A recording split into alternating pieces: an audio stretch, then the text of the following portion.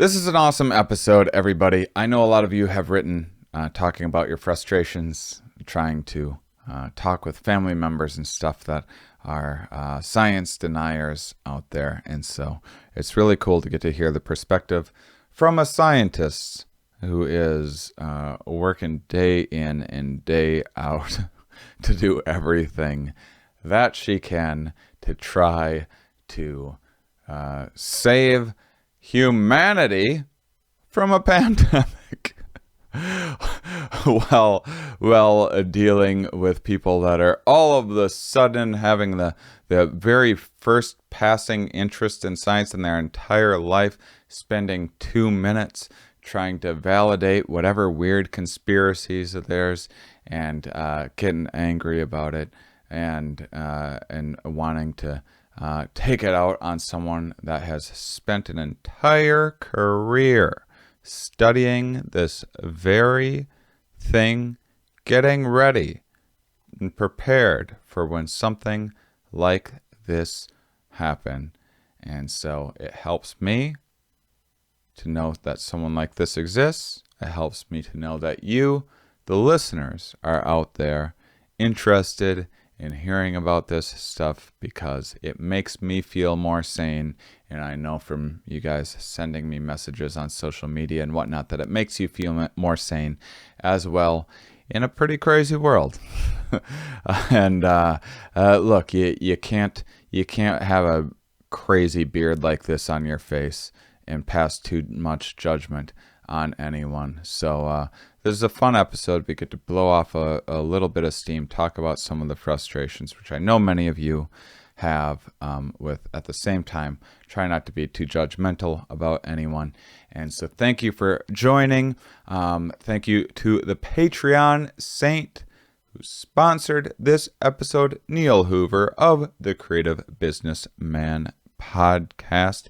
Check that out on YouTube or anywhere where you listen to podcasts, and you guys are awesome. Here we are. Hello, everybody, and welcome to the Here We Are podcast. I am comedian and science enthusiast Shane Mauss, and I am so excited to have my return guest, Nina Fefferman, one of my favorite guests of all time, and especially related to the very important, I don't know if you guys have heard, there's a pandemic happening that we've been trying to navigate, and Nina, maybe I might let you introduce yourself. Nina has spent an entire career mathematically modeling pandemics and from as a mathematician, as an evolutionary biologist, and was working mostly theoretically through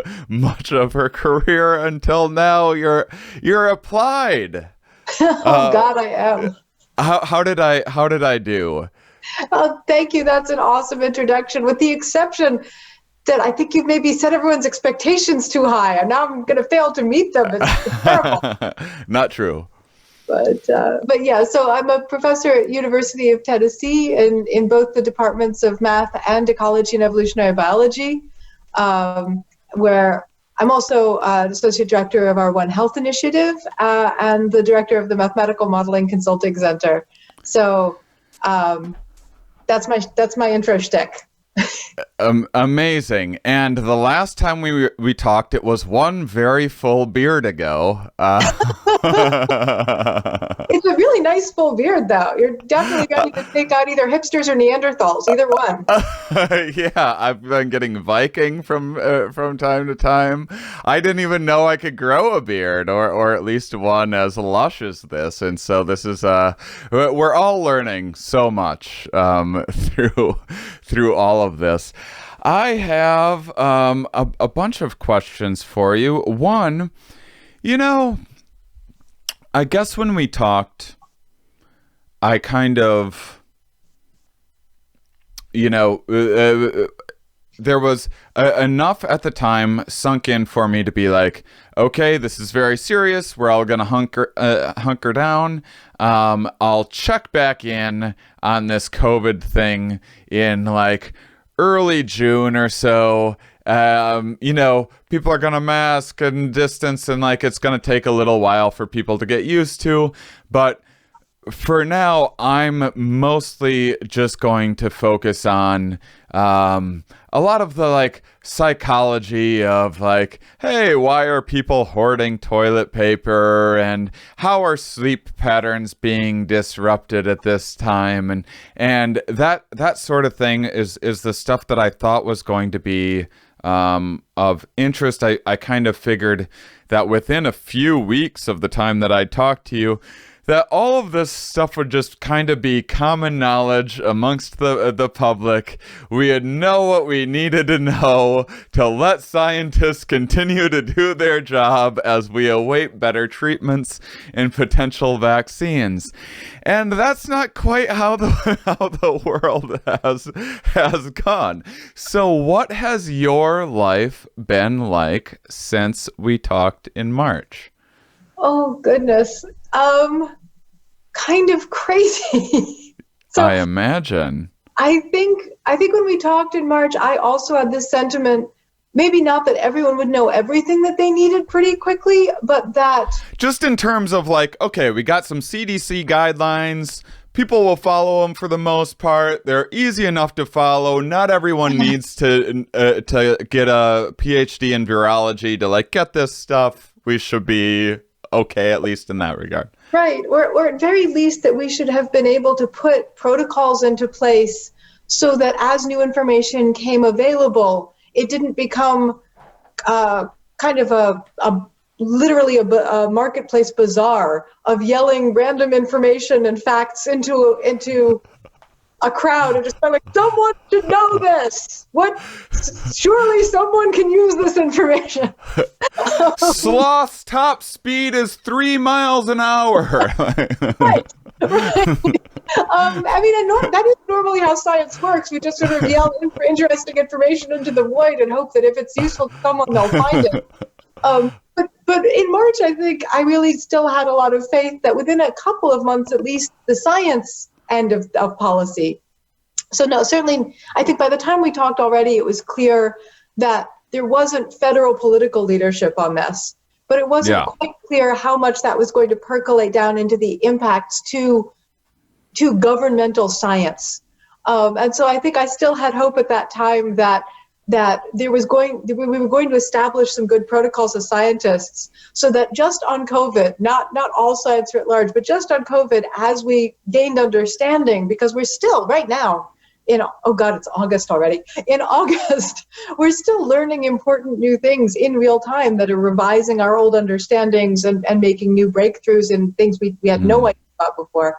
I thought we would have gotten at least a protocol by now for how to share that well and move forwards in a more coherent fashion to translate that into how to help people. And we're still very much at the stage where I talked to a brilliant researcher yesterday where he's working on how to fix some of the problems we're still having with testing. And he's working on sort of how to trade off rapidity and expense against sensitivity and accuracy. And he's got some really great, very promising work. And I asked him, like, okay, so how are you trying to get this out? And his answer was, well, we have a website we're trying to get lots of crowdsourcing of enthusiasm for, and we're hoping to get a high-profile article in a newspaper somewhere so that it catches the attention of politicians.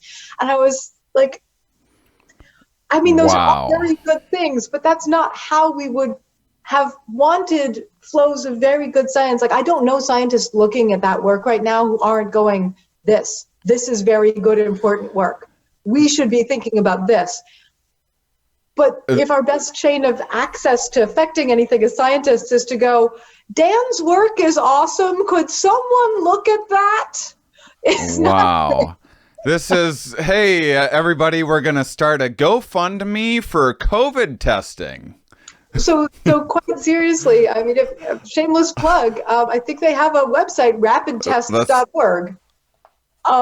But that's an example. It's not the only. I think what I'm trying to communicate of the last 5 months of my life has been that we've all been doing this weird, random, piecemeal, everyone trying to help in the ways that we see, that we think are either most important or most accessible for us based on our individual expertise to dig in and go, I can make this part better. And then when we actually get an answer, we go, now what? And that part's been even weirder for the past few months than I would have said when we last talked. Have there been any benefits to doing science in these conditions? Because I mean, one of the science and the scientific method is one thing, and then academia and scientists as humans are another thing. And there's a lot of, say, pressure to have a certain number of publications or a certain number of citations or whatever to say eventually get tenure, to maybe do the work that you really want to be doing or whatever. And within that, there's some imperfections of like trying to game what's the most interesting title for the paper to get in this publication to get so that I can rack up this number here. And it's not necessarily, it's actually impressive that science creeps toward progress despite the many flaws within some of the academic structures. But does some of that go away when, like, okay, brass tacks, there's a pandemic, we got to save lives? Well, so I want to push back a little bit against the narrative that the academic game doesn't already... How dare you correct anything that I say? I think you're right. Yeah, so I don't want to contradict, but I want to push back. I'm kidding. I guarantee I'm wrong about not just this, but a number of other things. Go on. So I think you're absolutely correct. Then there's a certain amount of gaming the academic system in terms of pre-tenure and publication citations. You're absolutely right. But I think the reason that we do that is actually that we don't have a better solution to an ends that is quite noble. So I think the reason that we rely on things like publications and snooty journals and citations is that what we're doing is all of us are very specialized. By definition, if you're an academic researcher, you are a very specialized human. And I say that as kind of a Renaissance modeler. So like I work in a zillion fields. I'm still very specialized in the expertise I bring to the table to work on those fields. So when we're trying to make the world better, if we're trying to make it better, with your example a minute ago of like, what's the maximum rate of a sloth? Like sometimes you need to know how fast a sloth can get out of the way. But we're all, no matter how we're trying to make the world better, it is important to figure out which voices are doing things well and which voices are maybe not doing things as well. And so citations are harder because citations can just be about who's interested in the problem. But publication and peer review is really, are you doing it well? And so I think when we try and do that, when we try and say, no, seriously, I'd like to try and get this published. I don't just want to shout it into the void. What we're trying to do is say, someone else look at what I'm doing. Is it done well? Is it done okay? Have I done anything terribly badly? And then it becomes a conversation. And sometimes the answer is, well, it's good enough, but really you should also be doing these other things. And that becomes the next step. And also then the next person to look at it doesn't have to start from scratch, especially if they're trying to build on it from a different expertise, to synergize across science. To go, I don't know your field, but I see that paper's result and it looks really interesting and it might affect my field, but I'm not really competent to know, did you do it right? So if you posted it to the web, I wouldn't know if you're the next brilliant person who had this perfect idea or the next crackpot going, I think that if we just mix alien stardust with baking powder, that we can solve fusion. Like, yeah, well, forget about fusion. You found alien stardust? That's the headline. What have you been holding out on us for? I mean, but really, there are some crazy things that people put out there, and I'm not. There's some actual things that sound crazy to me, but are real science. And if I am not an expert in the field, like there are things in my field where people say them and I'm like, that sounds insane, but I know it's true because I'm an expert. But then there are things where in other fields people say them and I'm like, wait, what? And then someone explains them to me. I go, oh, okay. Okay, I can see how that happens. I'm glad you explained it to me at the level I can understand. I don't know enough to get down to this level. But it makes it very hard to differentiate which things are the crazy theories and which things are the actual science that just sounds crazy, because sometimes the world's nuts. If you don't have some kind of feedback that then itself gets credentialized and published. And so even though there is some gaming that can happen, and certainly it can be dissatisfying in those moments when I'm not applied, in those moments when I'm just theorizing my own fun thoughts, it can be really frustrating to have the answer from important journals be, yeah, but who really cares about that question? You did the science fine, but we're not that interested in that question. Go publish it somewhere less exciting. That can be frustrating, but I think it's like the Winston Churchill quote about democracy, right? It's the worst system there is except for all the others. We haven't come up with a better system. And so I think actually your question about what's happening now during COVID is actually incredibly insightful, because we're throwing that system out the window in aid of being able to have a more rapid response. But also what we're seeing is that it's really hard in that rapid response to figure out which things are valid and which things are works in progress. And the answer right now is all of it is a work in progress, but some of those things you can rely on and build on, and others have to be examined a little more carefully to go, did you do that right? I'm not sure you did that right. And without that step of publication and peer review, it's harder. And so actually there was an email or movement or something that went around being like, maybe we can all just quickly read through and comment on, not as carefully as peer review, but read through and comment on things on medRxiv and just say, like, is it good? And I was like, you realize you're reinventing rapid peer review. So what it's doing is just flipping the order of first we publish it and then we get comments on it. But it's made a lot of other things harder. It's made communicating to the public and to policymakers which things are the things that science is now prepared to say, yes, we're pretty sure we know this. And it could still change. Even when science is pretty sure we know things, it can still change, because that's the nature of science, is to improve on our understanding and to be flexible enough to go, oh, we were wrong. Sorry, better now.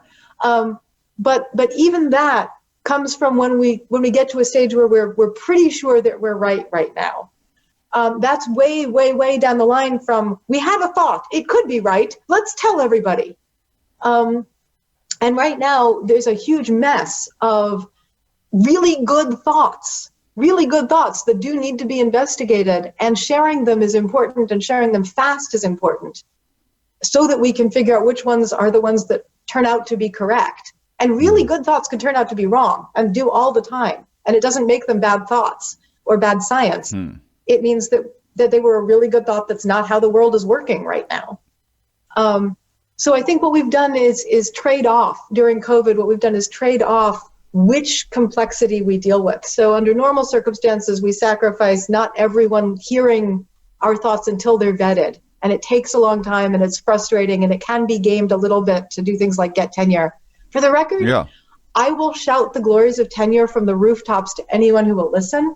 I think it's incredibly important, because if nothing else, people talk all the time about academic freedom to disagree.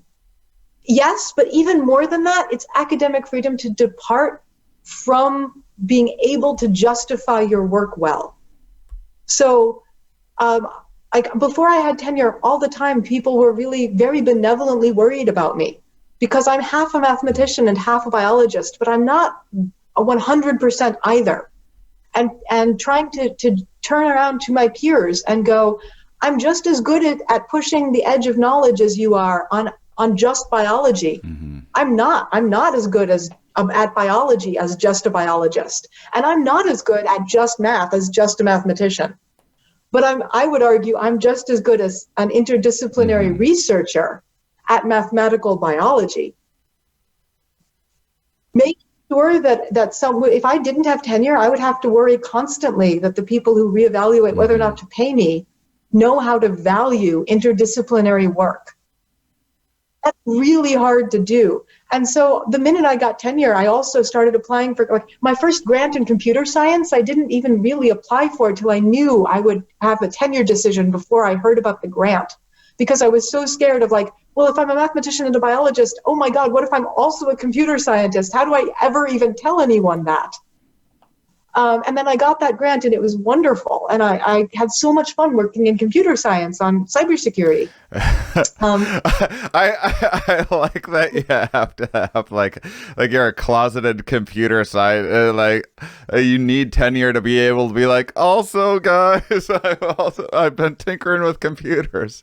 That's funny. Well, because I think, I mean, and I love it. I love so much that I get to be distracted by the next bright, shiny thing that I think the way I think about research can affect. I can give good results, and I've published well now, like even by the measures of snootiness, like I've published well in computer science, but then having to justify why would we have Nina do this, as opposed to like, Nina just gets to do this because Nina says so, because tenure is really, it's really freeing to not have to worry about whether or not better strictly disciplinary scientists can envision the same things. Because once in maybe multiple generations, there are Leonardo da Vinci's who can be just as good in everything that they do as if they'd specialized. But most of us have to trade off between, are we as good as specialists when we're generalists, or are we really good generalists? And I think science, the ecosystem of making the world better, needs both. Needs someone to be excellent at the integration and to be excellent at the specialization. But it's really hard to go into a world and go, are there other interdisciplinary folks that are melding things together who can evaluate how well I'm melding things together, who could tell me if I'm doing it right? And even honestly, one of the biggest frustrations in my career post-tenure, as you were alluding to in publishing in journals, most of the snooty journals, there's sort of like, oh my God, truly interdisciplinary, the best journals on the planet. But if you're not doing the best, most interesting to everybody research on the planet, then the next snootiest tiers are disciplinary.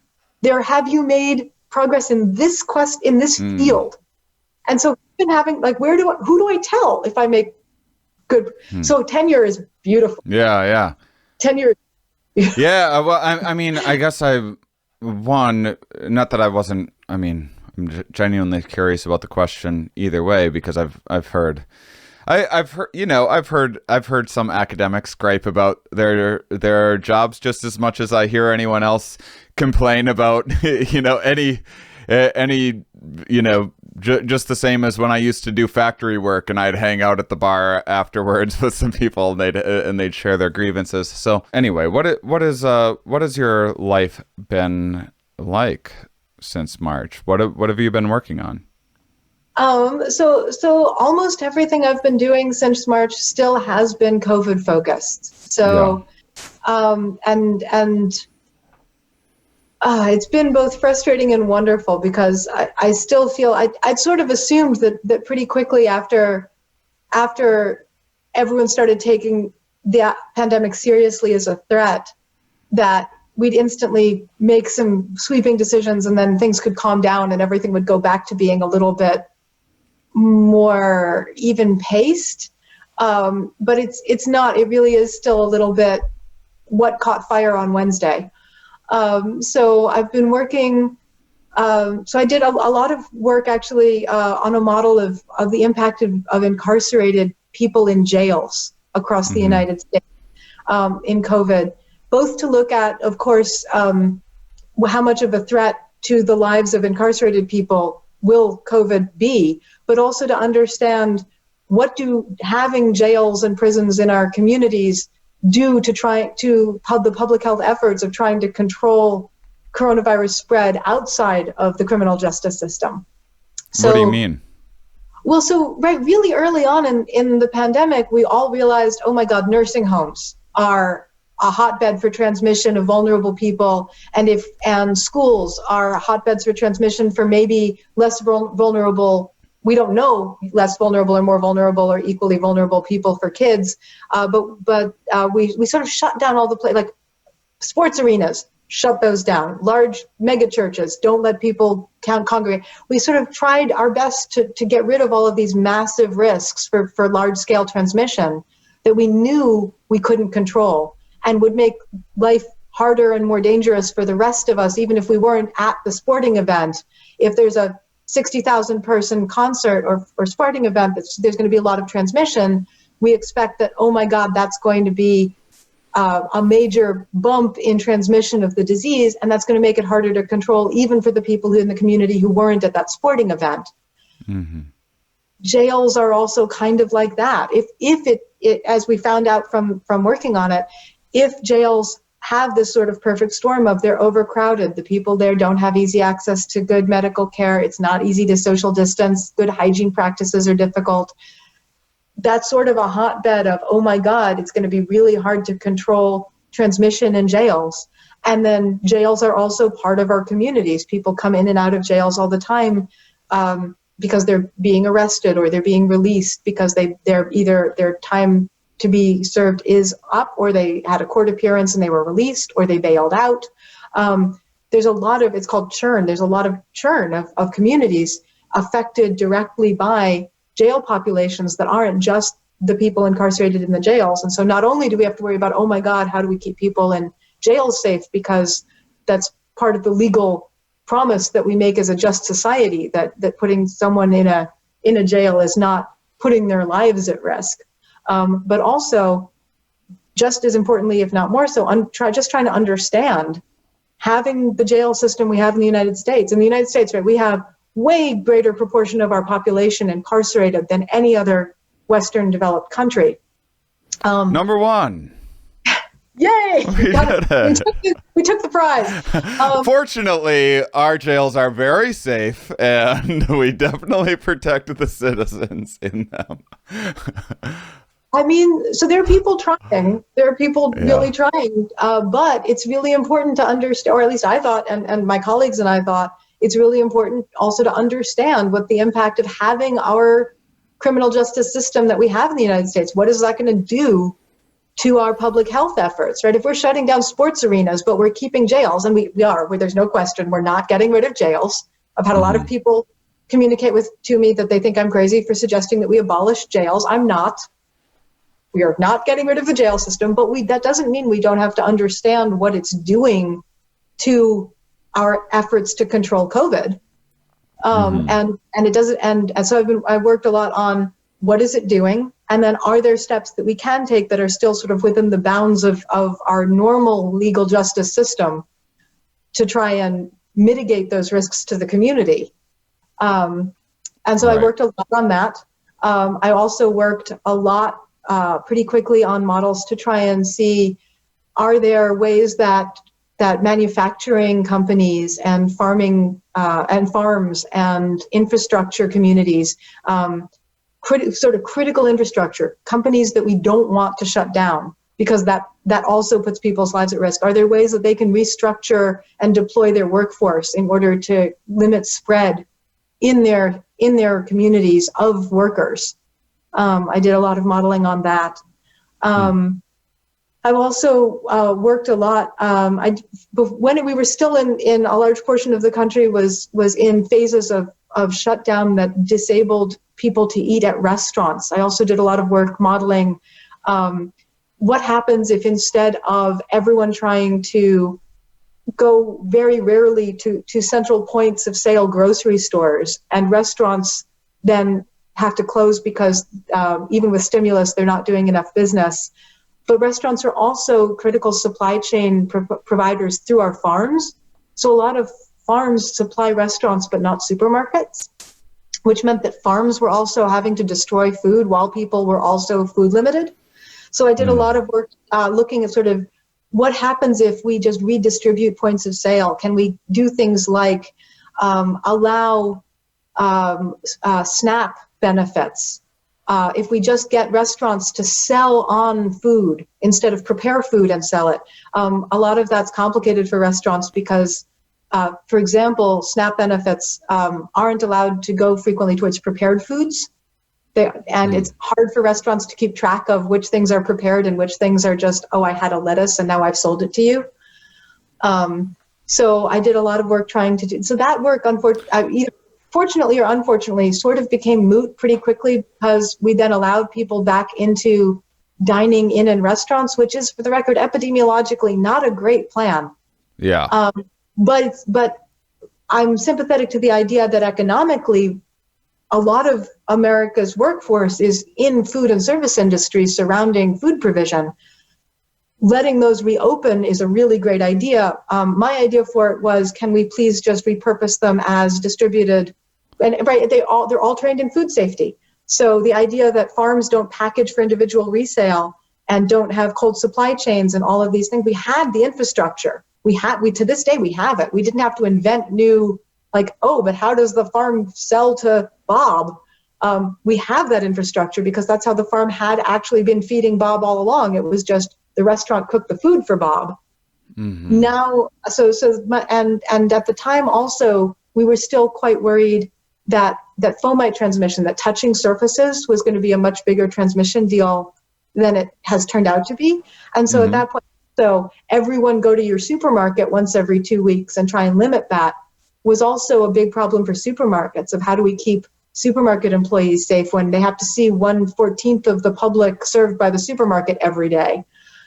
So I did a lot of work trying to say, like, okay, well, if instead of everyone who goes to the supermarket goes once every 2 weeks and buys only the food that the supermarket knows how to receive, what happens if we just redistribute that so that you can buy some of your produce and meats and dairy at the restaurants that would have received them anyway, but now can't cook them for you? And the restaurants survive because they get to charge essentially for the repackaging, and the farms survive because they're still supplying the same restaurants, and the supermarkets survive because they're still selling what they used to sell anyway as their percentage of market share. So I was working on these very distributed systems of how do you get the economy and the epidemiology to work in ways that don't mean we have to shut something down or lose something. I was talking to a lot of restaurant owners, small business owners, who were going, I'm really scared to accept federal assistance because if I can't reemploy 80% of my workforce when this comes due, and I'm still not allowed to serve 100% capacity of my restaurant, but I have to employ 80% of my workforce, I'm not a viable business. So I'm scared to even accept the loans to get me through. So I was trying to come up with ways to, so literally it was sort of this interdisciplinary mess of, like, okay, economics, epidemiology, food supply chain, farming, health and safety protocols. If everyone's got to know that you can't just repackage cheese in the same thing as raw chicken. Okay. So I did a lot of work on that. Thankfully, at this point, thankfully or unthankfully, it's kind of moot right now because, again, restaurants are back to functioning in ways. Well, for right now, at this moment in August 8th that we're talking, I mean, without knowing nearly as much as you, I'll give you another thing to push back on. I would make a prediction that there's going to be a bunch of stuff shutting down again, and fairly soon. Well, so there's a part of me that hopes so, because we clearly don't have the pandemic under control. Right. And shutting things down a little bit more than they are now would help with that. Mm-hmm. I don't know that I believe anymore that we have the political will to do that. So I'm far more worried that what's going to happen is that because people get worried about transmission, small restaurants are no longer viable and therefore shut down because they're closing. Mm-hmm. And I'd really like to have that not happen.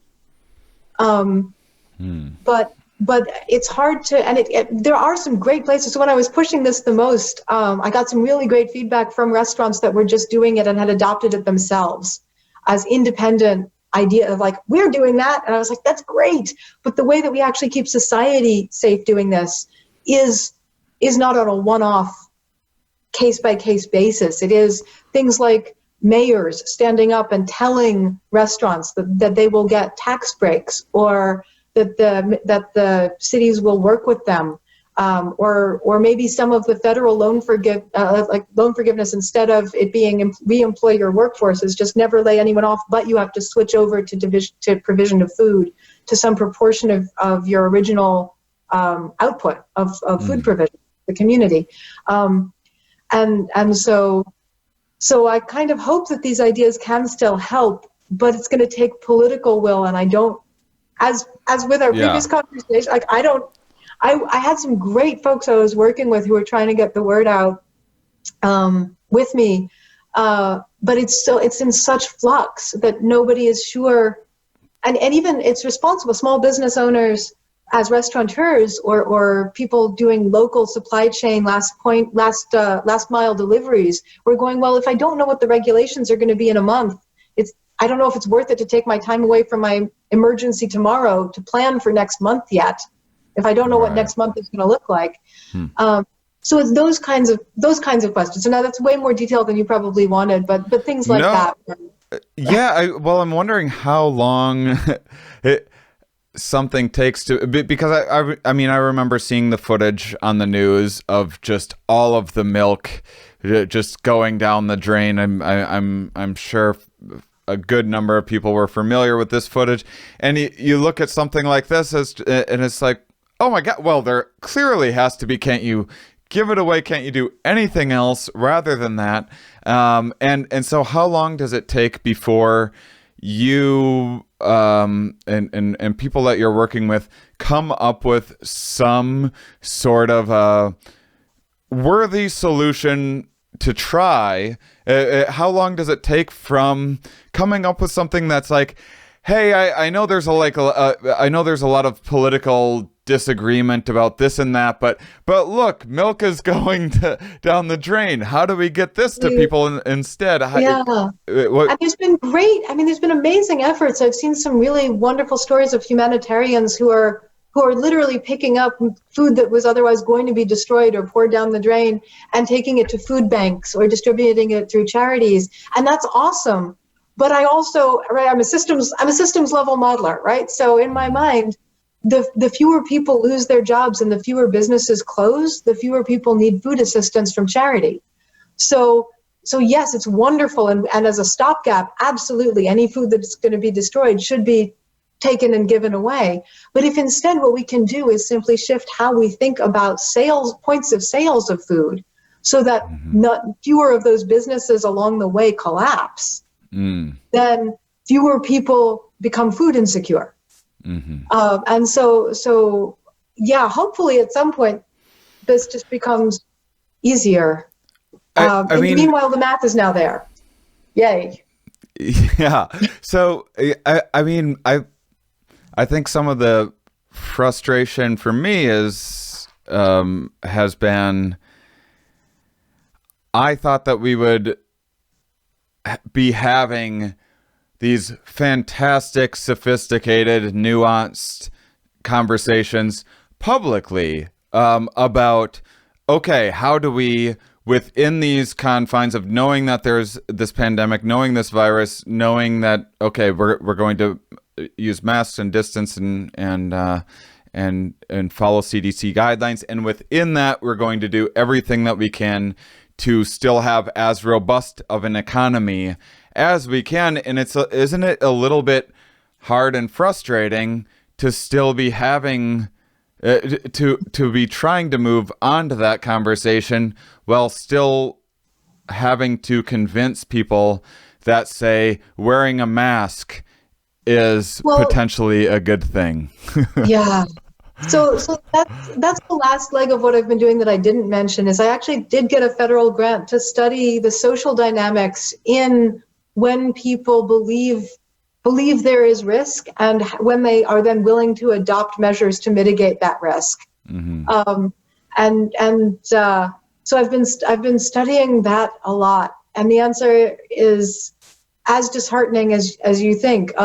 We are able to sort of predict these dynamics of pushback of like, well, I just want to open the store and then I don't want to wear a mask because I don't think anything bad is happening because it hasn't gotten here yet. And then of course that's how it gets to here, but then it becomes this very politicized, right? The crazy, I didn't follow whether or not it's since been verified, but right, the crazy story that was reported initially that maybe the federal response got scaled back because it was originally thought to only be a problem in Democrat-led states is insane. Yeah. But because because politics is like, of course, politics should serve its own. If you believe that your political point of view is how the nation should function, then it is noble to support trying to keep your point of view in power. But if your point of view is, I should stay in power because then the people who agree with me are safe, then I lose all respect for that point of view. If your notion of leadership is that you are only the leader to the people who support you, then we have utterly failed at the definition of a democracy. Right. So yeah, if that was true, then that's ridiculous. But yeah, the idea that we politicized keeping ourselves safe, not just keeping other people safe, but keeping ourselves safe, has now become a political statement, is incredibly frustrating. Yeah. I mean, I'm just kind of gearing up. I'm really going to need to learn a bit, because as much as, you know, I'm here in medium-sized city, Wisconsin, and I would say that although maybe people aren't taking it as seriously as they should, I would say that there's not, it's not, I don't see the kind of same level of denial as maybe Twitter or something would lead me to believe exists. But certainly people aren't, I would say, aren't taking masks and distancing as seriously. I think it's like, I went for a hike recently, and I was like out on like a cliff, big open space. I didn't have my mask because I was distancing from everybody. And someone like comes up to make conversation. They wanted to peek out, so I like made way and made space. And then they're like wanting to talk. They even made, they're like, don't worry, I'll keep my distance or whatever, as they kept on walking closer and closer to, and I was literally like walking around a tree to like use a tree to distance myself so that I wasn't being rude, and I didn't want to be like, hey, can you please just back up? But I'm clearly just backing away from them with every step that, and it's still taking people a very long time to get used to this. Well, it's so deeply rooted. Our social norms and conventions around personal space and signaling interest and engagement, right? But if you aren't worried about literally viral spread, how we signal supportive engagement with each other is to look directly at each other and talk directly at each other from a reasonably close space to each other. And so it is really ingrained that we're being quite rude if we, sit in parallel and talk. There's a reason that there's a trope of like hard discussions while driving, because then you have an excuse to have to keep looking forward instead of making eye contact, because otherwise it's so rude not to. That if you have a conversation that's uncomfortable and you don't want to make eye contact, you need something to stare at instead, because otherwise it's so rude. It's the equivalent of that, of our society says that it's really rude to yell at each other from far away. You close the distance to signal that you're valuing the interaction. Right. So, yeah. So as difficult as this is, and as difficult as it is to build these new habits amongst the willing, and then I've talked with a lot of people, like my aunt was like, well, they like shut everything. This is back in like June or something. They shut everything down and nothing happened. Because it's like, well, that's the whole, first off, something did happen. It would have been incredible if nothing happened. That would have been terrific. But what actually happened was I saw some projection that without distancing, potentially there would have been millions of lives. I mean, this is an I mean, we may estimation, still but get there, but right. So the point of right, flattening the curve actually was slowing things down, and it did. right, But it is true. We've continued to. I think even when we talked back in March, we were failing at this, but we're still failing at it. We're still failing at communicating that the predictive models that guide these public health policies in an ideal world are self-defeating. yeah, They're not meant to be validated by what then happens unless you fail to listen to them. And right, all of us holding them are making them in the hopes that we go, guys, if we don't do anything, this terrible, it would be like the analogy I used in right, a different conversation was, if someone said to you, I've built a model and an asteroid is going to strike where you're standing in 10 minutes, right. and then you didn't move out of the way, you would get hit by the asteroid and your model would be validated. But if you moved out of the way and the asteroid still struck where you were standing, if the prediction of the model was you will be hit in the head by an asteroid, the model has now been proven wrong. And the answer is, oh, Right. thank God, that's what it was for. It was to Right. tell you not what the model that says you're going to be hit in the head with that by an asteroid if you stand there is to let you move. Yeah. So even all of this with you know, I think that there's been a slight amount of progress made in terms of like Trump, for example, like wore the mask for the first time, probably as a political to target protesters, to try to make them the bad ones in the situation and be like, hey, the virus is but whatever. I won't get bogged down. Clearly wore But masks, protesting in masks was a good, like, if you're going to protest, wearing a mask was a very good plan. yeah, this is, I mean, it seems like that was kind of proof of how well the masks do work, because it doesn't, I mean, it's still, if you're wearing a mask, it's my understanding you still want to be distancing as much as possible. You still do not want to be crowding into places for any reason. If you can be avoiding it, you still want to be distancing, no matter what. But anyway, the point is I'm saying that I was relieved when the president was finally like, hey, put a mask on, and saying things like, this is going to get worse. Before, it was the first time that it wasn't like, this is just going to magically disappear or whatever optimistic take. And I was encouraged by that. And I think that some of the people that needed to hear it most maybe started taking some of it a little more seriously. I think, unfortunately, it had to get all of the sudden rural cases going up a little bit for some rural areas and places where, you know, I have a bunch of friends around Wisconsin and whatnot that I've been talking to, that, you know, they go to work, they wear a mask, and like everyone around them is like one of my friends works at a paint store. He's wearing a mask, right? A guy comes in recently who's just like, can you even believe this COVID hoax thing? I mean, my employee, he's in the hospital right now on a ventilator. They tell him he has COVID. This made-up hoax. They're like, whoa, when was the last time you talked to...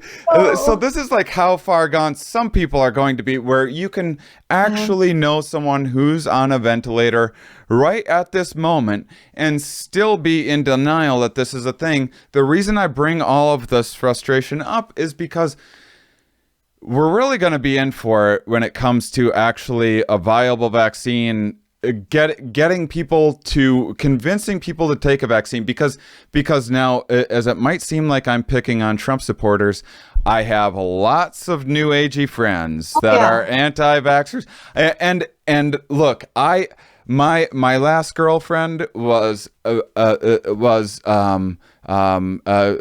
agey. So let me tell you about the arguments that we had about whether or not microwaves are safe for radiation or whatever. Now, this woman was very smart. She loved me. She respected me. Not only did she did she have the tolerance to listen to me babbling about science nonstop? Which, if you're dating, that comes along with the package. Most people can't handle it. And not only did she have the tolerance to do it, she actually enjoyed it. She loved when I babbled about science. She loved learning new things. She would read science books herself. She was very open-minded, and 3 years of me being like, no, can we just get a microwave? And it didn't, of me like looking up the physics of like, no, this is microwaves is amazing. Like it's actually, I remember the day I learned how microwaves worked, and I was like, oh my God. I know the difference between radiation and radioactivity, and like I'm giving these lectures because I'm having to reheat my coffee in a saucepan, and now I'm getting yelled at because there's a dirty saucepan and that I didn't like. Well, I don't. Can we just get the microwave? This would be and 3 years of this. And never got a microwave. So what is the chance? And I also lived through. I'm 40. I also lived through the great seatbelt wars of the 80s. Of it took years to what is now commonplace, that most people now, if you don't wear a seatbelt, it's like, you don't wear a seatbelt? That's crazy. This is 30 years. It took to get where we are now. Yep. What happens when there's a pandemic? We need to get this information through to people. And this is not just a political thing. You have plenty of people on the right and the left that are anti-vaxxers. You have a lot of incentive in the supplement and natural, well, you gotta have the ginkgo biloba thing that's like that's, and to peddle that, you need a narrative that that traditional medicine is flawed in these number of ways, and they're potentially in the pharmaceutical company. And I'm skeptical of pharmaceutical companies, and I'm a very pro science advocate and blah blah blah.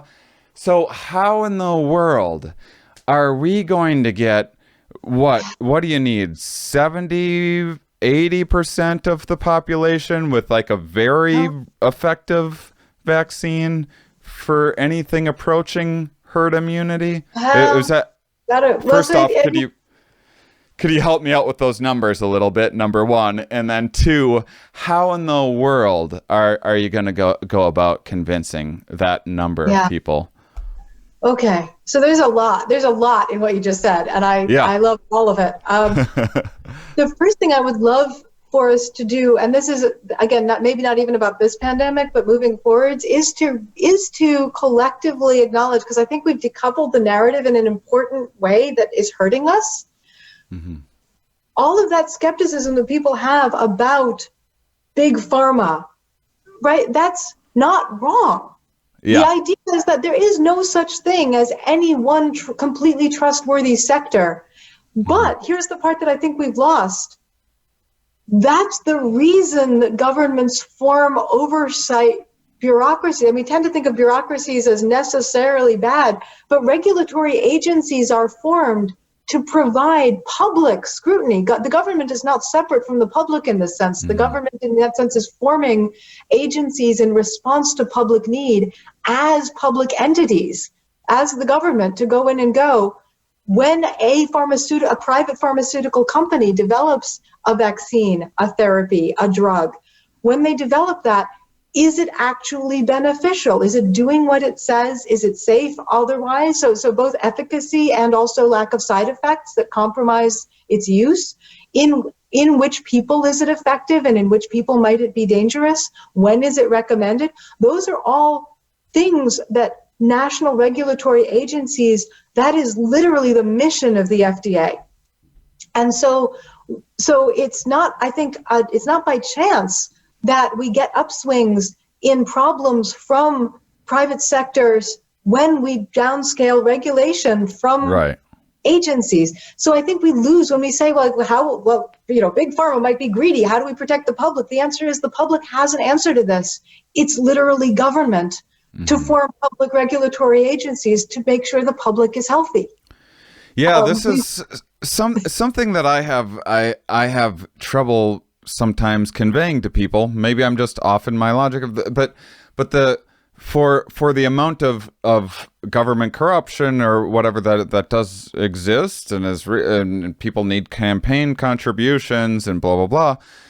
The actual I'm not saying what they're actually doing, but what the job of the government is supposed to be is to protect and serve the community and do the very things that you're talking about, and to get rid of the kind of regulations that are meant to do those things and put that instead in the hands of, say, corporations that have corporations are not built with the foundation of hey, you're supposed to protect a bunch of people. The foundation is you are supposed to maximize profit.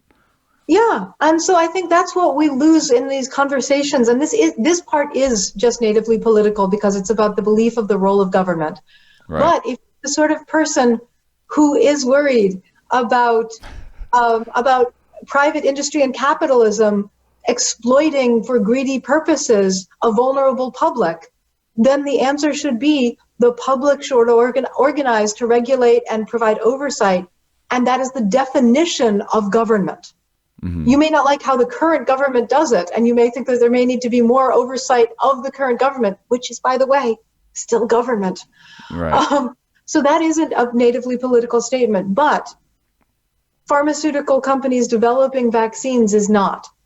That is not a political statement. How to regulate when we deem them safe, unfortunately, is. But how to convince people when things are safe is much trickier, actually, even than science acceptance, because in this case, it's actually competing narratives of potentially for-profit companies, right? Supplements and holistic medicine and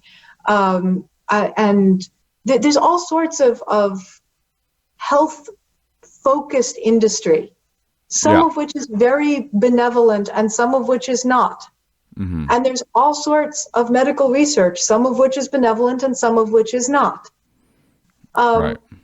And I would argue that it's not actually a good idea for individuals to make these calls on their own based on who sounds most compelling and trustworthy, because we as humans are bad at this, which is why we have a tendency to try and rely on expertise to tell us which things are safe and to become experts in safety.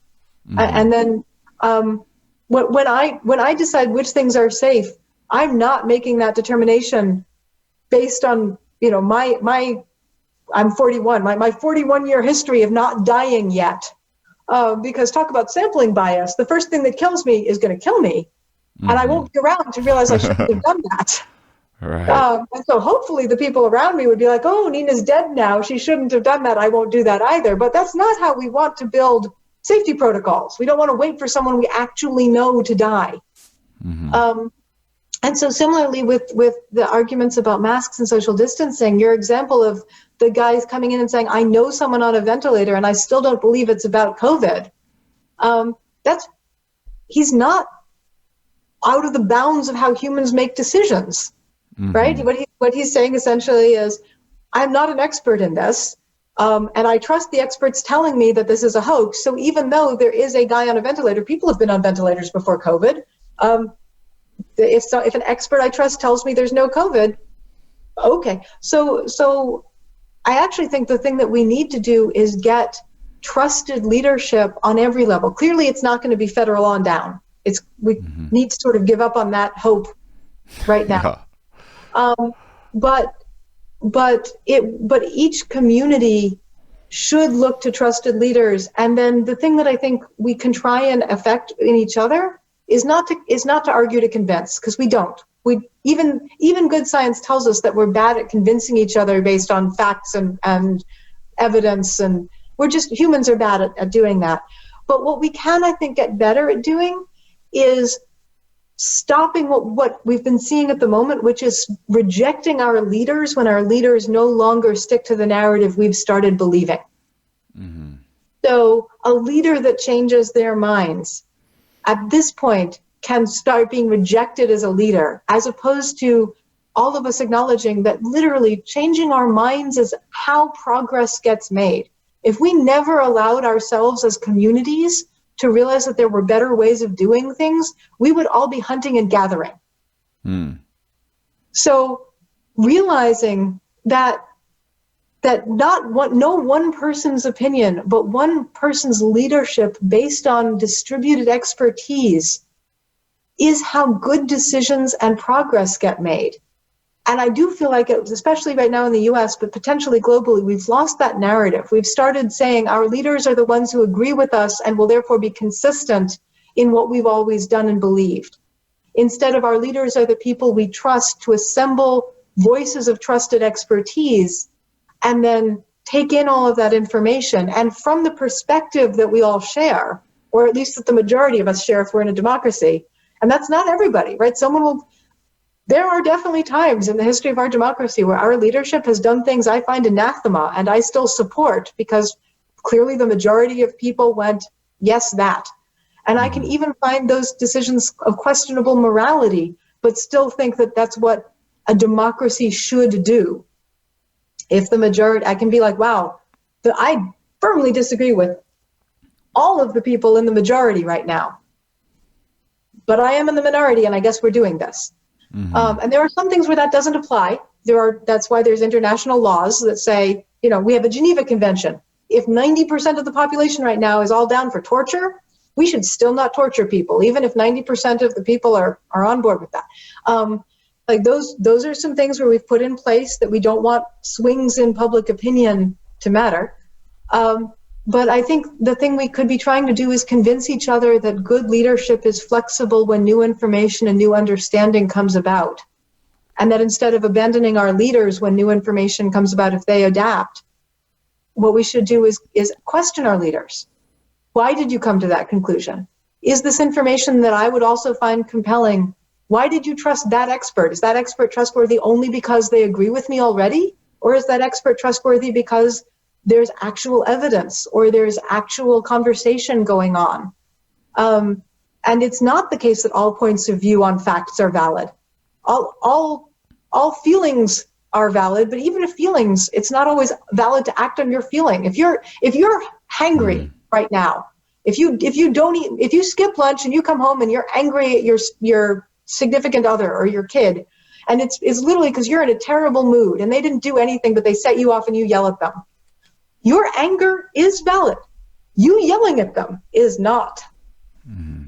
So I think we've managed to somehow conflate all opinions can be considered with all perspectives and actions are valid, and therefore my beliefs should be my course of action. And if you disagree with me, I can just ignore that. And if my leaders start disagreeing with me, then they're no longer my leaders.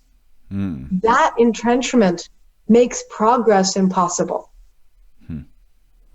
And so people who really disagree with each other, myself included, can have wonderful conversations where we're not arguing to convince, but we're arguing to better understand. I love arguing with people who disagree with me if they argue well, if it doesn't devolve into an ad hominem attack or because I said so, or you're disrespecting me if you disagree with me. If instead what they're doing is explaining to me how the logic of their brains or the emotion of their hearts, because both are valid arguments, how they are arriving at their conclusion, how they're coming to this. And sometimes it can just be, my trusted leader told me so. Or sometimes it can be, I'm not religious, but I have friends who tell me, I know this because God spoke it to my heart. And while that's not going to be compelling for me, I can accept that it's compelling for them. And that I can hear that and go, okay, we're going to disagree on this because that is a valid way for you to know that thing. It's not a valid way for me to know that thing. And my way of arriving at conclusions is not simply trust-based. it includes trust, but it includes trust based on my evaluation of expertise. And God speaking to your heart doesn't qualify for me as your expertise, but it does qualify for you. And that can be okay. So I think being able to have those conversations again about what constitutes trustworthy expertise allows us then also to be flexible in how we shift when we trust leadership, so that we don't just blindly follow leaders. We shouldn't. But we also don't just reject leaders when they disagree with us. And we don't just reject experts when they disagree with us. We ask, how is your expertise formed? And maybe we can then reject, and right now there are people calling both of us and rejecting science as a way of knowing things. Yeah. And I can't say to them, you're wrong. I can say, I think you're wrong, and I have evidence from science that says that you're wrong, but if you're rejecting science, that's not going to convince you. Well, it's a little bit hard with everyone being able to do their own research and not necessarily I've been dealing a lot with probably the thing that I got the most messages about so far was I had a little highlight clip where Jessica Brinkworth told me about I actually didn't know about Andrew Wakefield. And so I had this little highlight clip, which was just fantastic, and it definitely got more positive things than anything else. But I had a lot of people that some clearly didn't even watch it because they were like, because I think it said something about the origin of the autism and vaccine myth or something like that, and that was enough to like set enough people off that they were like, you need to get people on from both sides of it or whatever. And I was like, do you like, some people were like, well, you should get Andrew Wakefield on to defend this guy who's he was a gastrologist who did one study that, when I looked into it, funded by lawyers of parents of children trying to sue vaccine companies. He went to a children's birthday party, had a sample size of 12 because that was how many kids were at a child's birthday party. Supposedly ran a study that wasn't an actual anything, and then wrote this paper. And I'm like, why would I need to? I would maybe like. First off, what's a gastrologist have to do with children, autism, vaccines, infectious disease, or any other? And but the answer is, it might be. There are hypotheses, but wrapping back to our very beginning of the conversation, a good hypothesis, like maybe this is what's happening, isn't always true. And so maybe there is good gastrology. I don't know of one, but maybe there's good gastrology autism. We're learning all sorts of things about feedback between the microbiome and the gut and the brain. Who the hell knows? But the point is, one person's opinion is not science. Right. The building of expertise and poking at things to say, well, where is this wrong and where was it limited and how do you interpret it well in ways that let us build on it? That's science. And everybody's opinion can be an opinion, but not everybody's opinion can be an equally weighted fact. And facts aren't democratic. But it seems like there's. If I were to say, there's people that are kind of make a name for themselves as like Andrew Wakefield's a good example. Since I'm already picking on him, I'll just leave it at that. As someone who then went to position themselves as like an academic whistleblower or something like that, and so then they end up getting more attention and say selling more books or whatever else than they would have otherwise. And so then someone looking to find this link, just in the same way that there was a lot of like, hey, 5G towers started happening right around the same time this COVID thing. There's these two things I had never heard of before, and they started around the same time. So I see this link there. Yep. There's going to be people that are entering into Google side effects of wearing masks, side effects of vaccines, and then going to page 30 of their Google search to find something presented as a scientific publication, and then being like, well, see, this scientist says you shouldn't trust scientists. Much in the same way, like, you know, if a dentist wants to tell me that I don't have to, that there's, you don't need to brush your teeth, there's going to be some motivated reasoning, and some people out there being like, see, even this one dentist says that we don't need to brush our teeth anymore, and that one dentist that says that is going to sell a ton of books and is going to get a lot of attention and is going to be really hard to dismiss. So what do we do? So I do think I'm gonna stick to my guns on the answer being that what we need to start having conversations about is how each of us interprets the notion of expertise, and then how do we rely on that? Because that one voice, that one crazy voice that agrees with me, if the answer is I searched for that one person who agreed with me already, or who I like what they're saying, and I'm gonna like it. I don't know a lot of people who would be willing to say out loud, that's my definition of an expert. The guy who agrees with me is my definition of an expert. Most of us instead, even if that's what we're doing, and we are all human, we all do that. We all hear, oh, that makes sense to me. That guy's probably smart. And that's not the definition of expertise. But I think instead, if we back up and ask what constitutes when someone laughs at my jokes, I'm usually like, well, that person gets it. Well, that person has a very good sense of humor.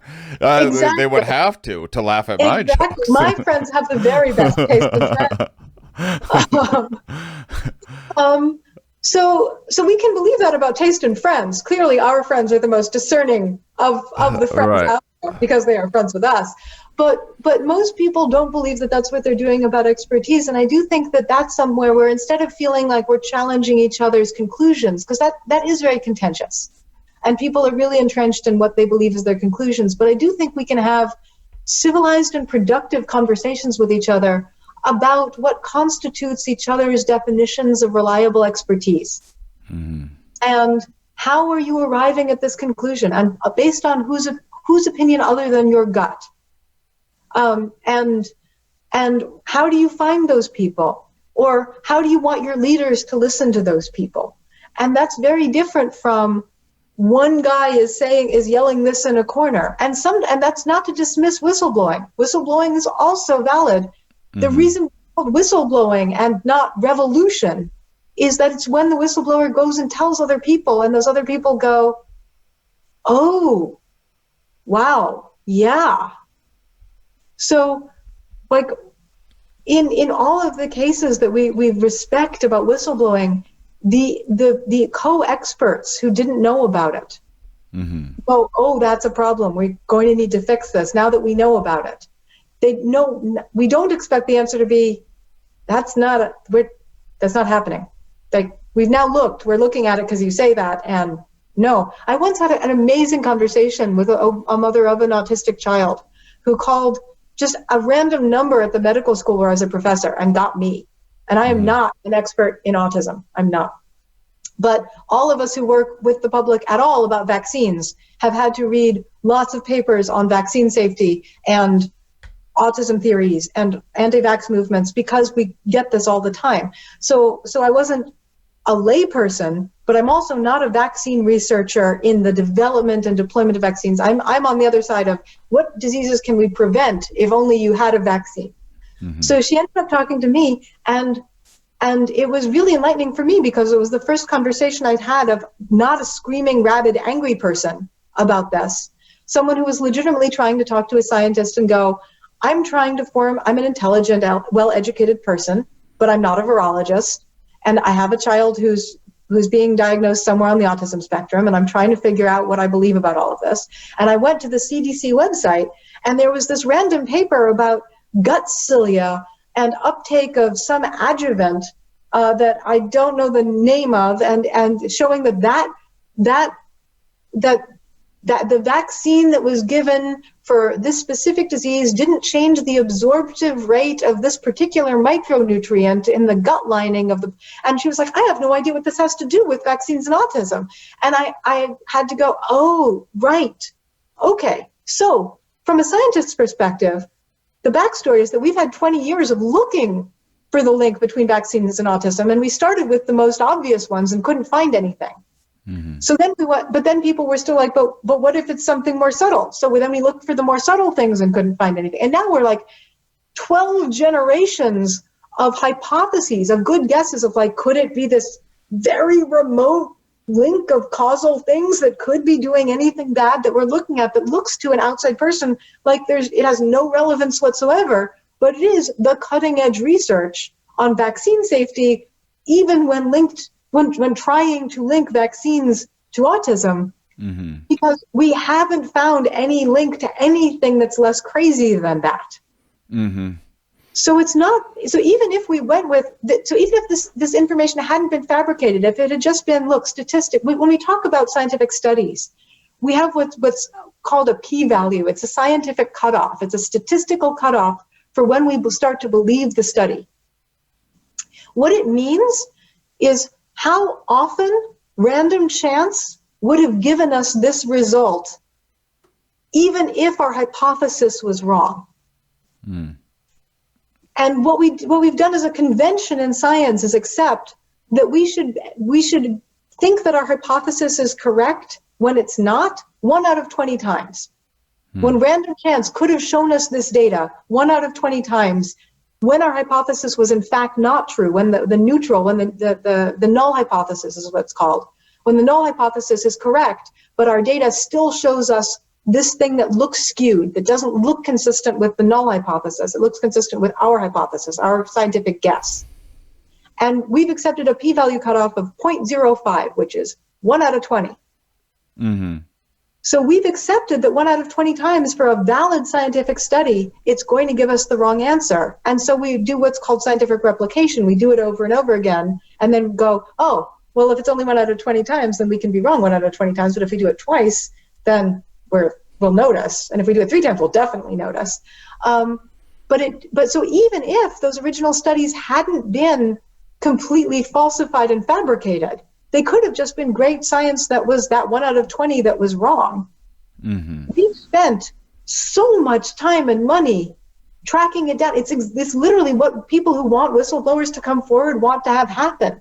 All of the scientific community went, shit, this could be a thing, we should look for it. And then we did, and we didn't find it. And now, unfortunately, because everyone went, whistleblowers tell the truth, mm-hmm. we have to keep looking for it. In ways that we are all convinced, like, no, we don't have to keep looking. The fact that we haven't found it yet doesn't mean that he was right and we are failing to find it because it's that subtle. It means, I mean, kids that haven't gotten a vaccine, it's clear. Surely there's kids that are autistic that exist that were never vaccinated. Oh my God, yes. I imagine there's probably no variance in the rate of autism between vaccinated and non-vaccinated kids as well. So the answer is actually that's a hard thing to measure.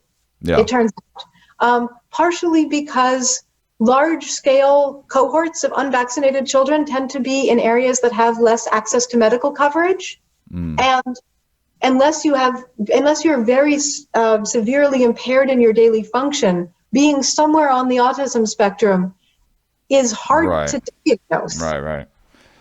So it's actually very difficult to figure that out. But yes, there's been lots of good studies at this point that have managed to do things like that and still not found associations. So, no. Is there, so I know like the autism vaccine, is there, what is the concern with an adult getting a vaccine, which I know that vaccines do have side effect. I know that the measles vaccine has X number of kids a year have a negative if like 100 out of 1,000,000 or whatever have a serious negative reaction.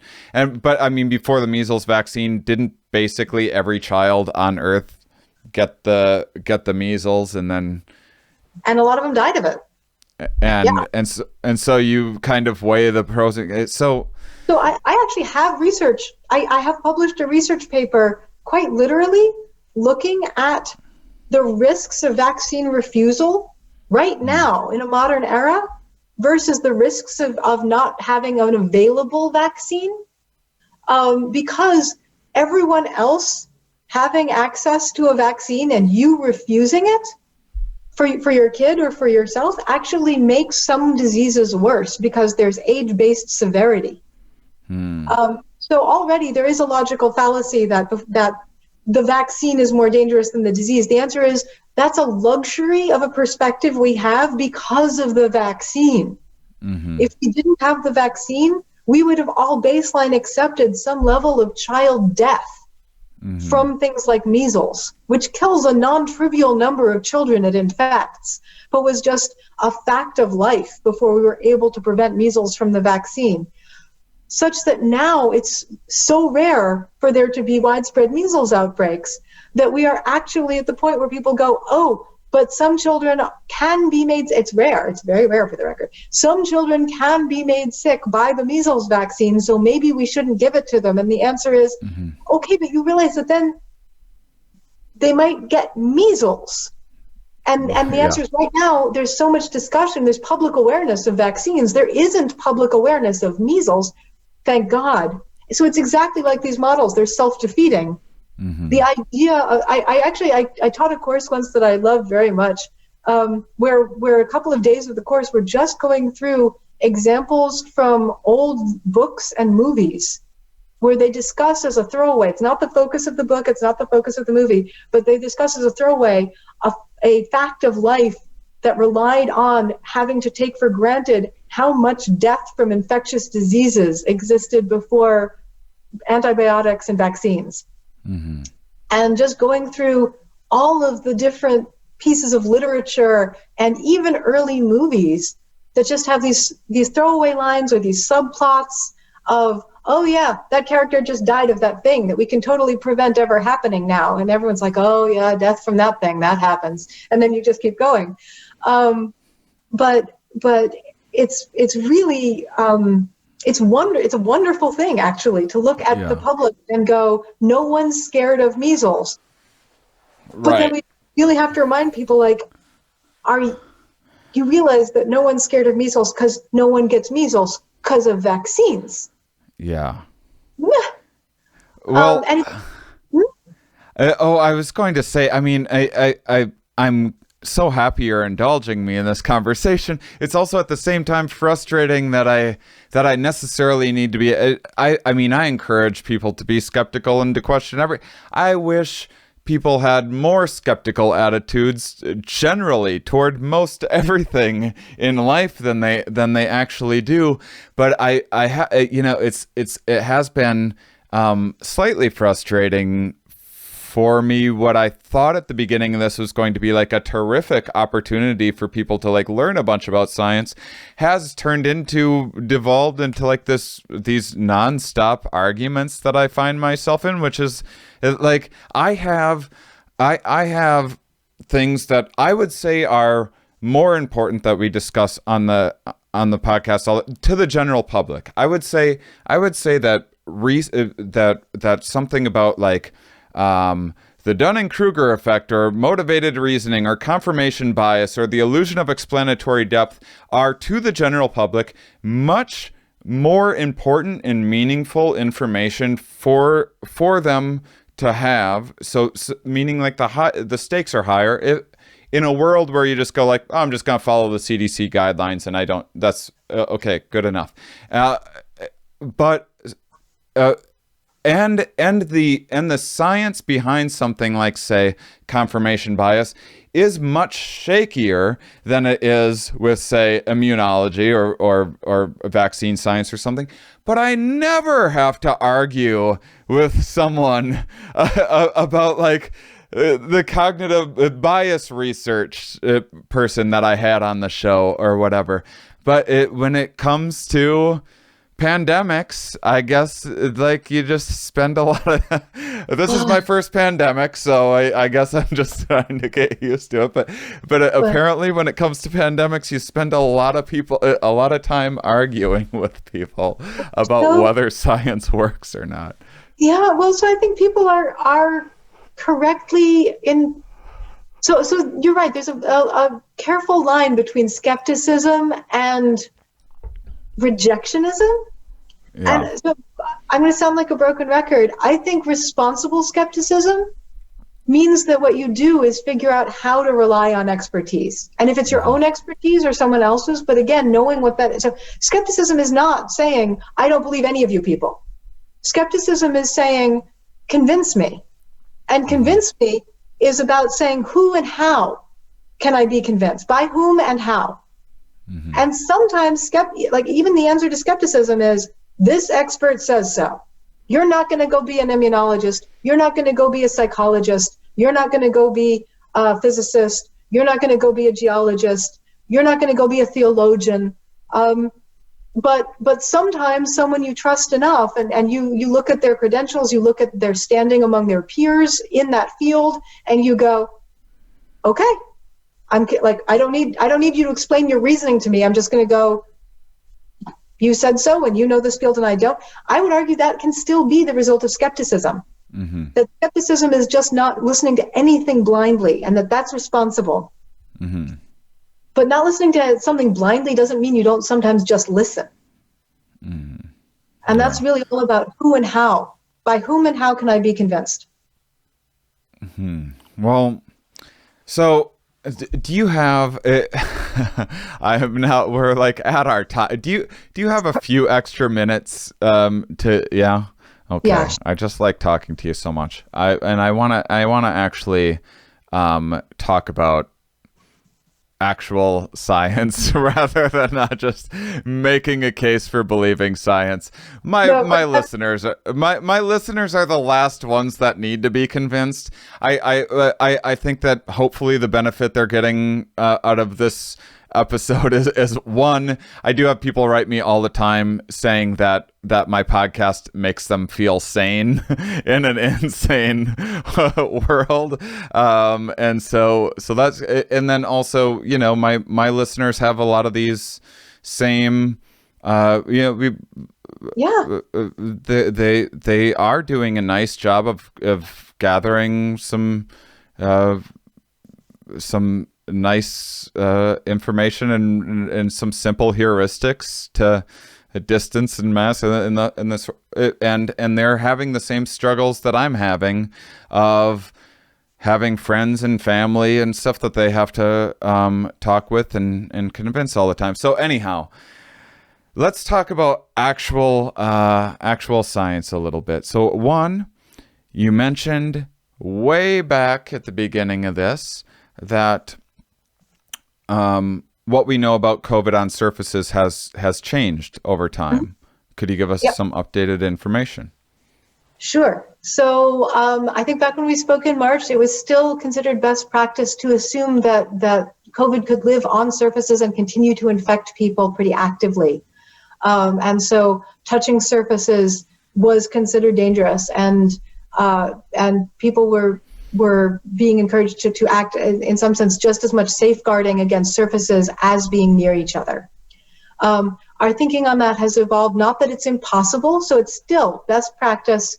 Wash your hands. If you're don't touch random surfaces and then touch your face. I've been touching my face regularly forever. But me too. But I've been pretty. I mean, I have been about as quarantined as a person can be. So. Yeah. Who needs to ever leave their house? That's not. But no, we were like at the time also there was maybe if you want to be really safe, what you should do is leave surfaces to have the virus sort of break down over time for days. We're no longer thinking that that's a thing. It's still the case that we are worried that touching an active virus and then putting it directly into your mucous membranes of your respiratory system could transmit the virus. We don't think it's happening frequently. If you're washing your hands and if you're disinfecting high touch surfaces in large areas that are touched by many people, that should be good enough. Don't Lysol your mail. Don't worry that packages need to sit for 3 days in case.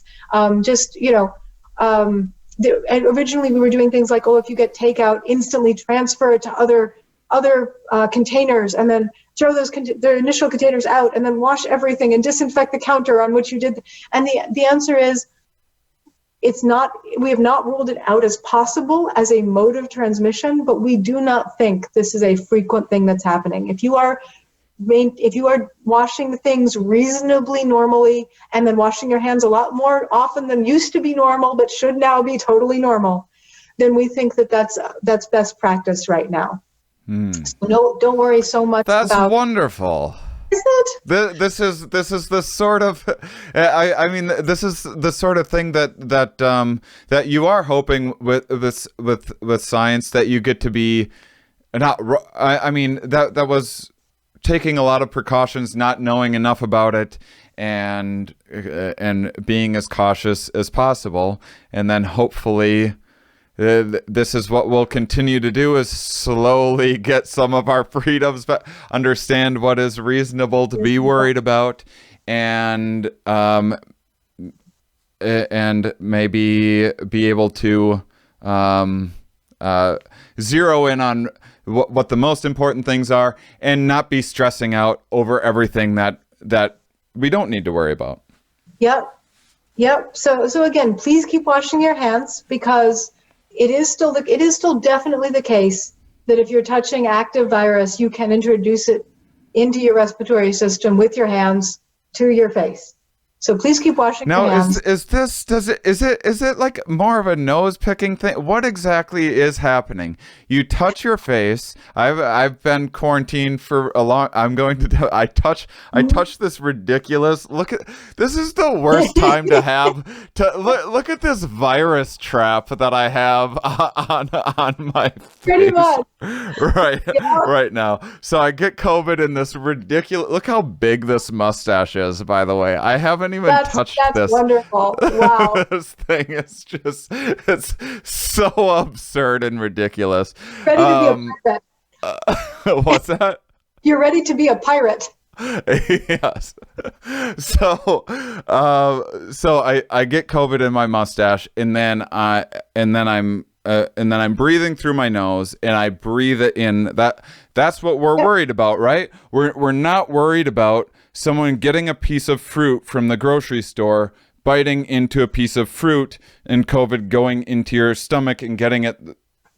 We're not. So we are, like, it's still advisable. It's always been advisable to rinse fruit. So don't. There were reports of people like Nina Fefferman says I don't need to rinse my fruit. Right. It is always advisable to rinse produce. Yeah. You're taking pesticides off of the surface, but you're also taking microbial communities off of the surface. But like don't go bleach your fruit. Don't wash your fruit with detergent. You will make yourself sick. Humans are not meant to eat detergent. But we are not worried about you eating COVID. In fact, I wouldn't advise this, but given what we know about COVID, you probably could drink something that has active COVID in it, and it would be okay. The problem, though, is if you happen to choke on, like if you happen to have an air glitch that causes you to cough from drinking, then the wrong pipe. And that would be very bad. Wow. So don't. I didn't even think about that. The nightmare of the wrong pipe situation. Right. That's how. And we do this without thinking. We clear our throats as we're eating all the time. We sort of just go and like that, just to to clear our throats, and then I that thought this I thought this conversation was going to make me feel better about life. The next time I have a wrong pipe move, I'm gonna worry. No, but the answer is you're fine. So my serious advice about fruit, and I said this on a call with my family the other day. Which, by the way, microbial community sounds way too pleasant. But are you kidding? Microbial communities are amazing. There are these lovely coexisting different bacteria. Some of them assist each other in growing, but there's the whole ecosystems. Fantastic thing. Absolutely. Biofilms, microbial biofilms. When there's enough bacterial growth that they start forming actual layers that are impermeable to certain microbial communities are the bomb. We should all they're wonderful. Okay, you were saying your family. You don't want to eat them. So so it's tongue in cheek because I also don't expect my family to be snorting cocaine. But my advice was don't snort cocaine off unwashed fruit.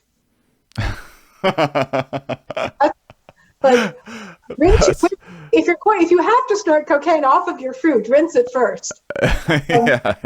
But that's what we're worried about at this point. We really are worried about introducing COVID into the respiratory system. So the don't touch your face also is, don't get live virus on your mustache because you're going to keep inhaling particles from your mustache. And aren't there more ACE2 receptors in the nose as well that are targets? Yeah, so there are different densities of the receptors that we think make you susceptible to catching COVID. Definitely in the respiratory system. Also, not for nothing, in tear ducts. So that's also don't touch your face, don't rub your eyes. Oh, I'm fine with the not touching the eyes. And if you're washing your hands pretty regularly, then most of my days I see nobody other than my husband, and I'm in my house unless I wash my hands after I bring in the mail. But then honestly, I'm not worried about touching my face right now. I will shamelessly rub my eyes, or when I'm nervous, I tend to chew my lip. I will, while working on math, absolutely be like, which is technically not a good thing to do. But the virus is not coming in on surface. I'm not worried that if I had lunch and I didn't wash the outside of my banana when I peeled it, if I wash my hands afterwards, I'm not worried. I'm no longer panicking about what am I introducing. Right.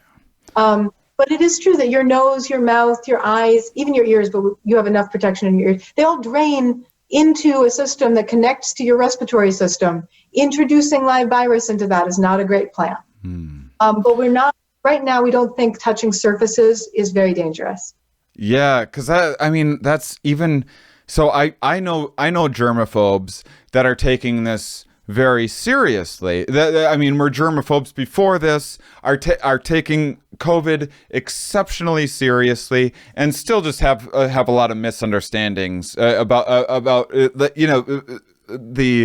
the kind of disease avoidance heuristics that we've evolved to understand contagion are more of this broad sweeping, okay, is it sweat, is it blood, let's just stay away from. And so even people that are taking this exceptionally seriously, I feel have some misunderstandings about the grocery stores, and I think the real danger of that is not the it's the people that are then jumping to the logical well, you got to go to the grocery store, so then if you're touching things we might as well give up and not do anything because you're going to get it anyway. And I think that's the real importance of getting the correct, accurate information out there for people. So even me saying we don't think it's 𝕊𝕐𝕐𝕐, we don't think it's particles on surfaces based, it's still a good recommendation. And I would still advocate, if you're going food shopping, try not to pick up and put back a lot of stuff,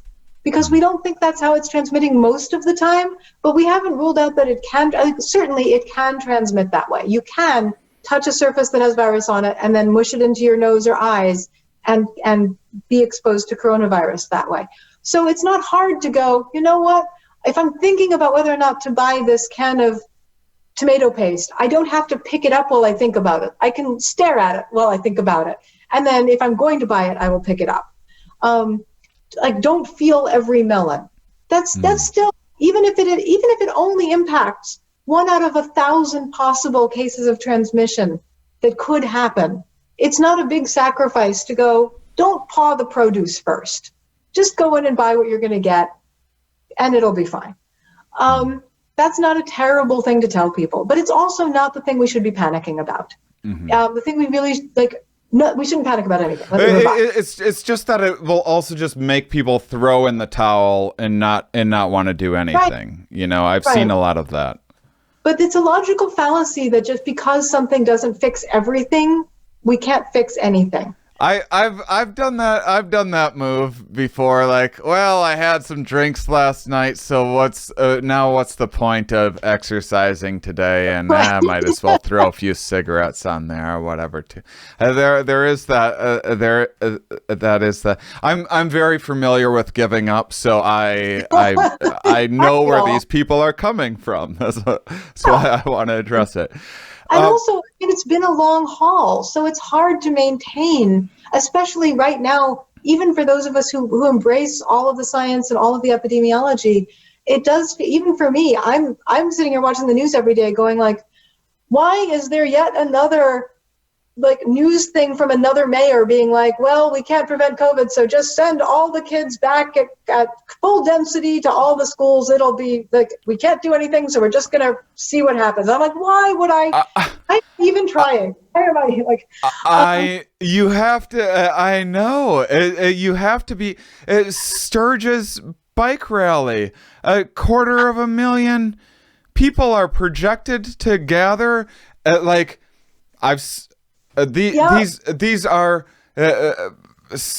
I'm going to paint with a broad brush here. This is a segment of population that has a higher number of anti-mask, anti-distancing-ish people within it.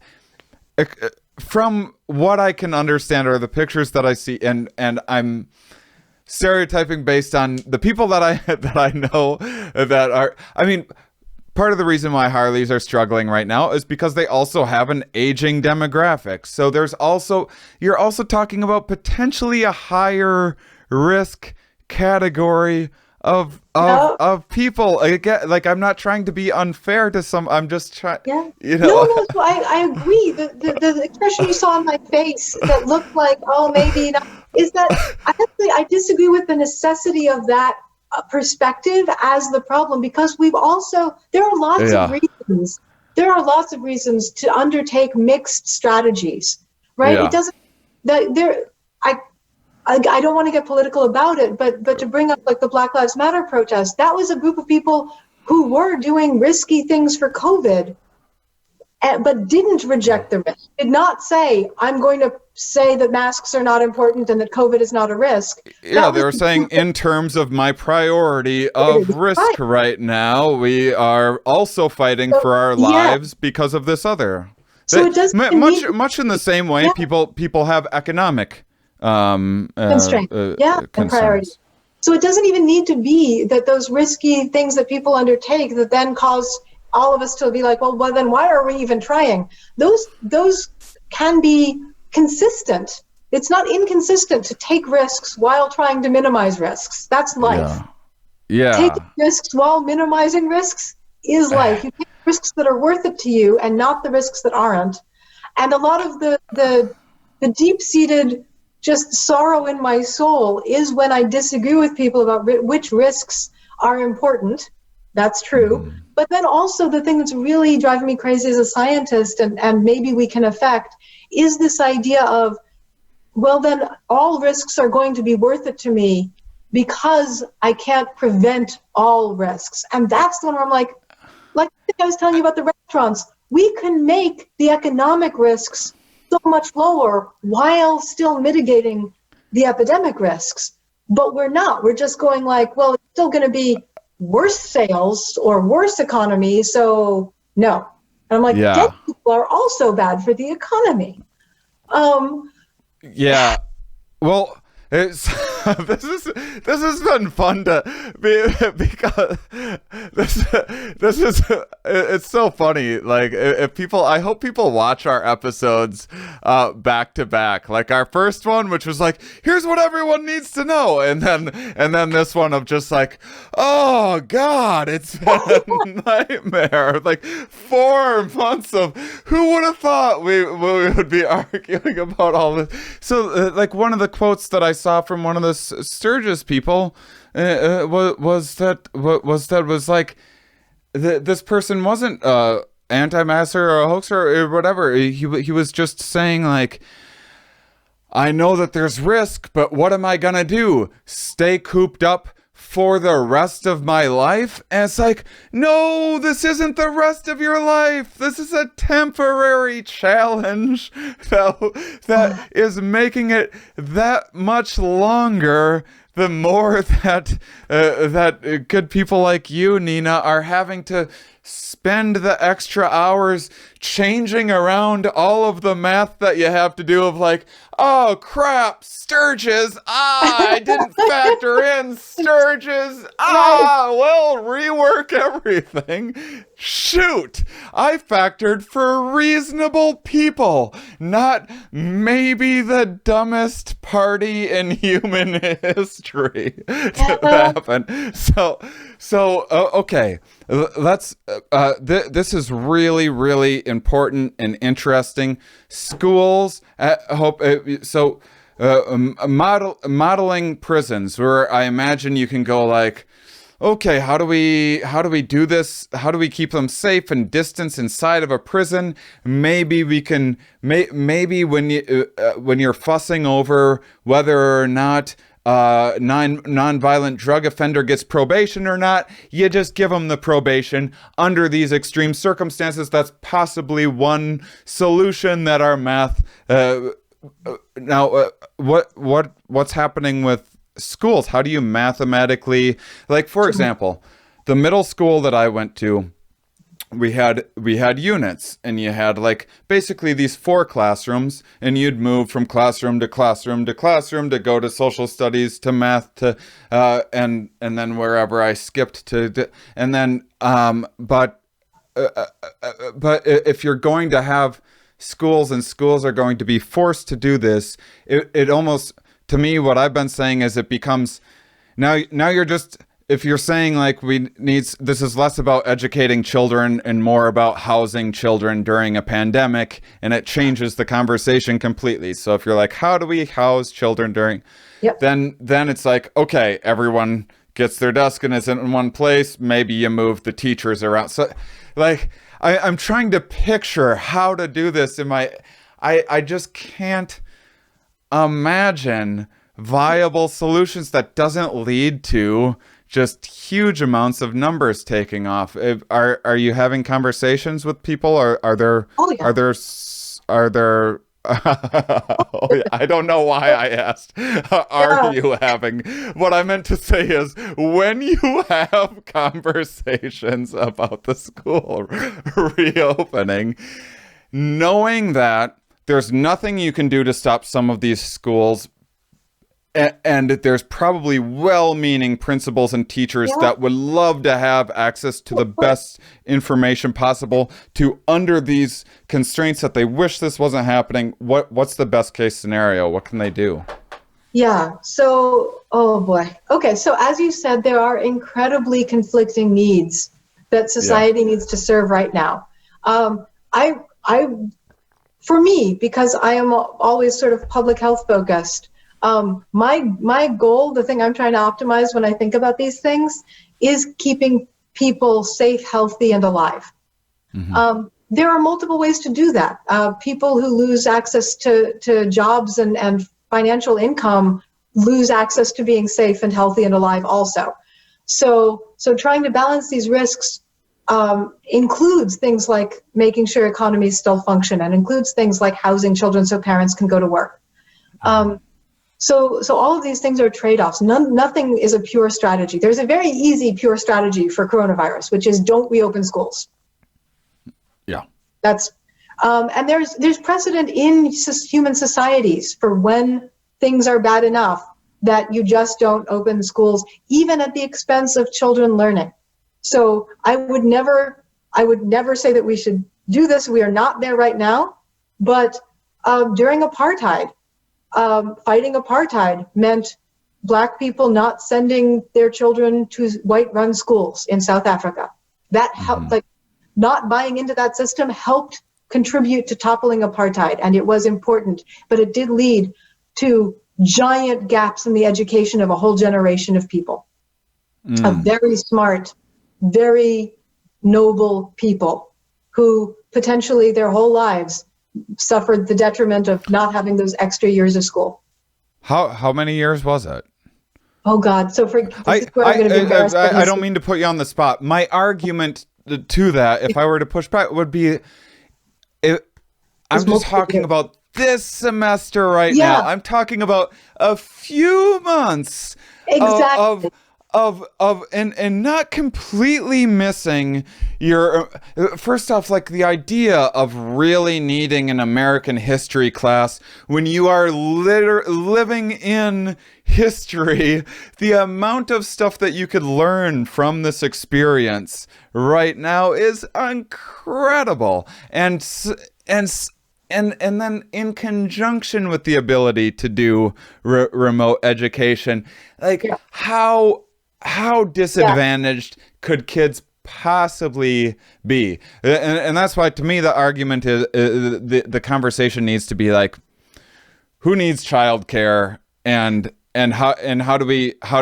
help kids? Because there's also kids in troubled homes and everything too that schools serve that. So schools actually do serve. So it's not just academic learning. Also, it would be, I think, a mistake to ignore social development that kids get by interacting with each other in schools. I'm still a little bitter about my social development during school. So I mean, but we're the ones who are okay being completely isolated from society. So yes, that's true. An egg problem in that reasoning.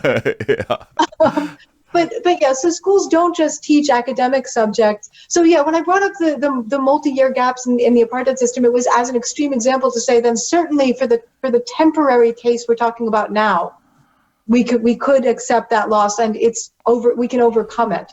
But schools do also serve important societal needs of not only childcare but also social development. Many schools are where low-income families get food security for lunches for their kids.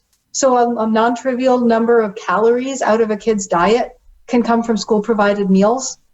So there are so many reasons. And again, I mean, we don't like to talk about it, but kids in abusive homes having a place to go where they are just safe for a portion of the day.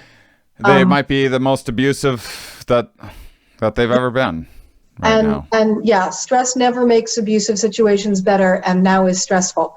So there are lots of reasons why it is also important. So if we're talking just COVID prevention, everyone stay home.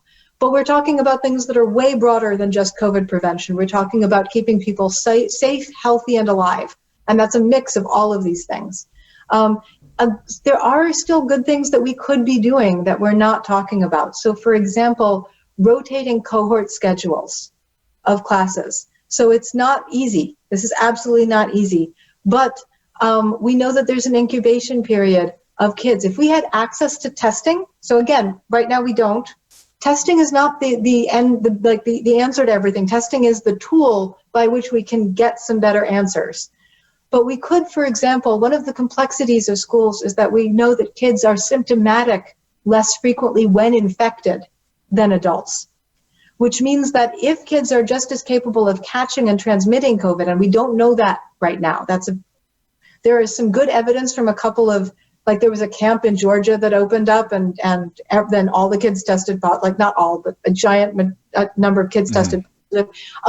So we don't have information on how likely kids are to catch and transfer the virus yet. That's really nailed down. But we do have nailed down that we think that they are less likely to develop symptoms than adults, which means it's harder to know when kids are infected and transmitting disease to each other. So we need better tests for that. But we do know that there's still an incubation period. So what we could do, one possible scenario, is to do kind of a 2 weeks on, 2 weeks off cohort base, where 2 weeks of transmission is actually potentially not a huge amount because it takes 5 to 7 days to be able to start transmitting the virus. If kids behave like adults, this is all an if kids behave like adults. So it might be that if we had good testing, what we could do is send half the school to school for 2 weeks, then send them home for 2 weeks and do remote learning for 2 weeks while the other half of the school comes in and does in-person learning for 2 weeks. Then before we switch, test everybody. Whomever wants to come back for in-person needs to test negative. That doesn't mean that there won't be cases, but it means that the cases that show up will be the ones who developed in being infectious in a detectable way after they started, so we don't get the full 2 weeks of transmission. So we curtail, like exponential growth, right? There's a little bit of growth, and then it starts taking off and it's terrible. What we would keep trying to do is cut it off when it's still low transmission before it gets terrible. So keep cycling through, and that allows parents at least 2 weeks on of kids go to school normally and are taken care of and are outside the home, and kids who need food security, at least 2 weeks out of every 4, they have accessible meals in that way. But we're still managing the epidemic risks reasonably well. Now notice, unfortunately, that strategy relies on being able to reliably test every school kid every 2 weeks. We can't do that right now. We can do some pool testing where we lump everyone together, like, here, everyone spit in this cup, and then we test the cup, and then we try and then if the cup tests positive, then you go and you see, so everyone gets Q-tip at their nose or whatever. You stick 20 of them in a test, and you got 100 different batches. One of these batches comes back, and then you pull that out and test each Q-tip individually to see. Okay. Exactly. So we could try something like that. Even that, we don't currently have the capacity to do for all the schools, but there are strategies like that we can consider. It would also be great. I mean, this is pie in the sky. The next one is not going to happen. But we have a lot of unemployed people suddenly. It would be really wonderful if public works could employ people as simply trained. We would train them in COVID-specific childcare, and then open very small cohort. So like you and 3 other families, or you and 4 other families, have childcare for your kids with only the children of those other 2 or 3 families who are safeguarded by someone employed by the state at this point to make, and who understands how to help kids wear masks, how to help kids. And there's some age of kid where we're just not going to be able to help. Like a 5-year-old is not going to wear a mask in a way that's really helpful without a lot of help, without a lot of oversight, without a lot of nagging.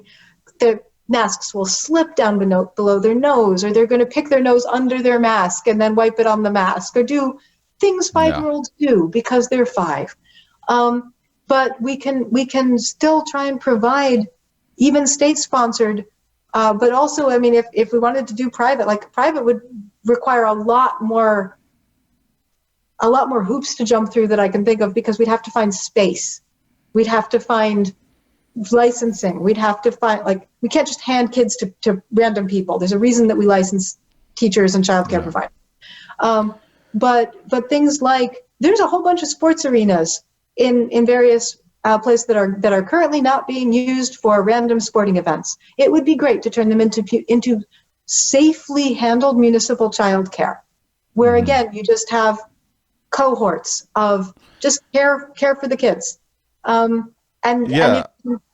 maybe we sacrifice learning for a semester. Yeah, I think I mean, I think that maybe I have. I mean, to me, education means a lot of different things, and I think that real life education and experience holds a lot of value, and I think that this is an incredible time for real life education. Like, I just think that is, like, all of a sudden we're all learning about food supply chains and everything. Like, it's such an opportunity for learning and learning how to learn and I don't know. So to me, like, getting kids to ace the standardized tests this semester is way down the list on priorities. My middle school that I went to, I think, is about 800 kids, 200 4 grades, 200 a grade.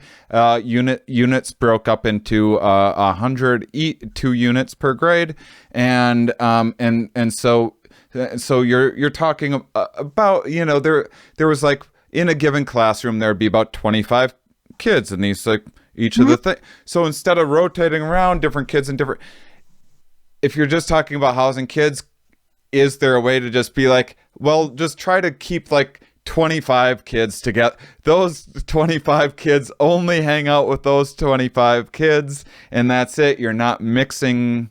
That's certainly better. There are problems with that still.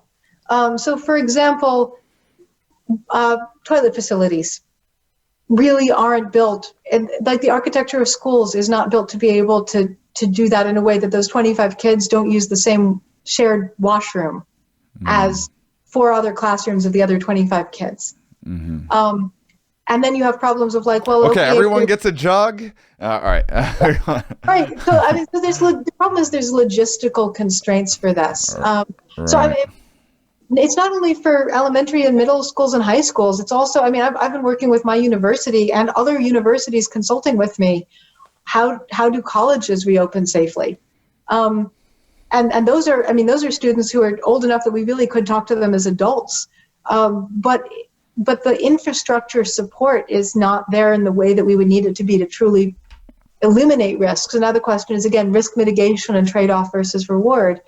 So it's all really complicated. There are things, as you say, anytime that you can isolate mixing so that it's not just the whole school in the auditorium or the whole 5th grade eating lunch in the cafeteria at the time that the 5th grade, like if instead it can be your classroom, that's better. But it doesn't get us all the way to good enough that we won't expect large scale outbreaks in the schools. And so that's also where, again, the trade-offs come in. From my perspective, yes, getting families back to functioning and people back to work without having to worry about childcare kind of misses the idea of, as soon as an entire grade has to quarantine at home, then that's an emergency childcare situation as opposed to a planned childcare situation. Anytime that you can give a family 2 weeks notice that they're going to need to find something to do with their kids while they're working, it may not be good, but it's going to be better than if you have to call them that night and say, tomorrow morning at 8 a.m. you can't drop your kid off. So anything that we do that supports better planning, even if it seems intrusive, right now we're getting a lot of pushback of like, oh, we can't tell people that there's going to be this large scale. I'm like, of course we can. Summer, every single year, students stay home from school. And like, we figured, like, yes, we could outsource summer camp and we can take vacations then, and we can do all sorts of things that figure out what else to do with but the answer is we figure out what else to do with the kids, because parents don't stop working in summer, but kids stop going to school in summer every single year. And with enough warning and planning, we can figure this out. It's the emergence. So for me, the frustrating thing about the conversation with schools is that we're again doing this all or nothing thing that's going to force us into emergency circumstances that we're then going to handle badly and won't get rid of the constraint on parents that we're trying to alleviate. Okay, so I need to let you go. I by the way, new system. Now that I'm no longer like frantically figuring out how to rearrange my entire career, do things remotely, and everything else. Open door to you anytime you want to email me and come back on. I have just let me know. I don't want a whole nother 4.5 months or whatever to go by, as you're great to talk to. I want to talk about how other social organisms and insects and whatnot deal with this. I want to evolutionary biology. We haven't even talked about one of my favorite subjects. And I want to talk about what we can do to improve testing, asymptomatic, long-term risk, are people possibly getting COVID a second time, antibodies, a zillion other things I want to talk about. One last thing that I think is especially relevant right now: summertime outdoors. What's the UV situation? How helpful is it? My thinking at first when I saw Florida and Arizona and whatnot like spiking, I worried because even though I knew it was a lot of like people neglecting policy, I was still hopeful that open air and sun would be work. But then I thought, well, I lived in Texas for a couple of years. People are indoors in air conditioning in the heat of the summer. Is it the case, in your opinion, that maybe it was a little more to do with being indoors in air conditioning and having the bars and stuff open than it was, say, like people out at beaches and stuff? I mean, fingers. I'm sure it was both, and I'm not encouraging people to go to beaches, but it would certainly be good news to know that we can that we don't have to worry as much when we're outdoors, for those of us that are also taking precautions. And it would be good for us to know and to plan, once people start heading indoors more in the fall and the winter, just how much of an impact this is going to have. Yeah. So again, I constantly disclaim this, but we're learning in real time. So these answers, the next time that we chat, I might revisit these and go, I was wrong. This is not true. Our current understanding is that yes, UVC radiation from the sun can kill the virus, but that's not nearly so protective for the outdoors versus indoors argument as simply the circulation of air. Mm-hmm. So I wouldn't say go to the beach because the sun will kill the virus. I would say you feel freer about if you have to congregate, certainly please safe social distance and mask. But if you have to choose between somewhere really well ventilated or in fact outside with a breeze, or somewhere in close quarters where the air is staying and recirculating among people, that's really a big difference. That's really what we're seeing with bars and restaurants and closed venues. It's really how much is how many of the droplets, and we think now maybe some aerosol. Last time I talked to you, we thought no, not aerosol. We think maybe some aerosol. No, but that's okay. It's okay. Good news, bad news. Yeah, but what that does do is say yes, outdoors is better. If you have a case bike, if you're going to stand exactly this far away from someone and you're both wearing masks and you have a choice between indoors and outdoors, yes, pick outdoors. And some of that is because yes, sunlight. Also, sunlight is tricky because how much radiation depends on the angle of the sun. So it changes, the dose per unit time changes by time of day and by time of year. But also humidity makes the droplets fall faster, right? Too, as well. So yeah, complicated because we also think that humidity has to do with how long the virus in the droplets survives. So everything is... Every time I try to find a little bit of good news. Well, that's not true. I'm less worried about groceries than I was 4 months ago. And so there is good news, right? The good news is we're now, like when we were in March, we were guessing. When we said social distancing, we were like, we know it can help. We don't know how much. Now we're actually starting to be able to quantify how much. The study you referenced before of like, if we hadn't been wearing masks and they hadn't shut down, here's how many more people. We're also getting models of that being like, well, here are some places that did no social distancing. Here are some places that, like, here's a church where one guy had it, now 80 people have it from that church service. We're starting to really understand what these events look like that really cause spread. And the answer is people packed in close in ways that aren't well ventilated. We're really starting to isolate that. So that's wonderful news. If the answer is like, if you're missing humans, good. We now know how you can be with humans reasonably safely. Go outside on a nice day, wear a mask, don't take the mask off, stay about 6 feet from each other, take a walk, sit or grab a fold-out chair and go sit on your lawn 6 feet apart from each other. And that we now know that the answer to that is you're very unlikely to catch anything from each other if you do that, and you can be together. Mm-hmm. that in my mind is potentially life-saving for people who need other people.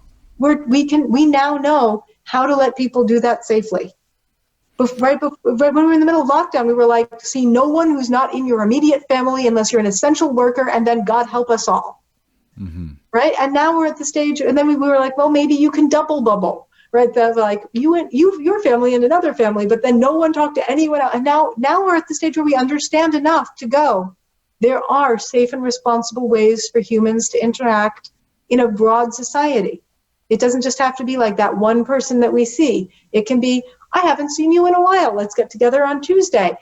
And we'll both go outside and sit more than 6 feet apart and wear masks, but we can be together and it's fine. Even if one of you is in a high-risk category or one of you is caretaking for someone you're worried about. These are and nothing is zero risk. Nothing in the world is zero risk. But we now, to me, that's incredibly good news. We know how to be responsible without interfering, without interrupting. It's interfering. It is absolutely interfering, but without interrupting the fabric of society. That's fantastic news to me.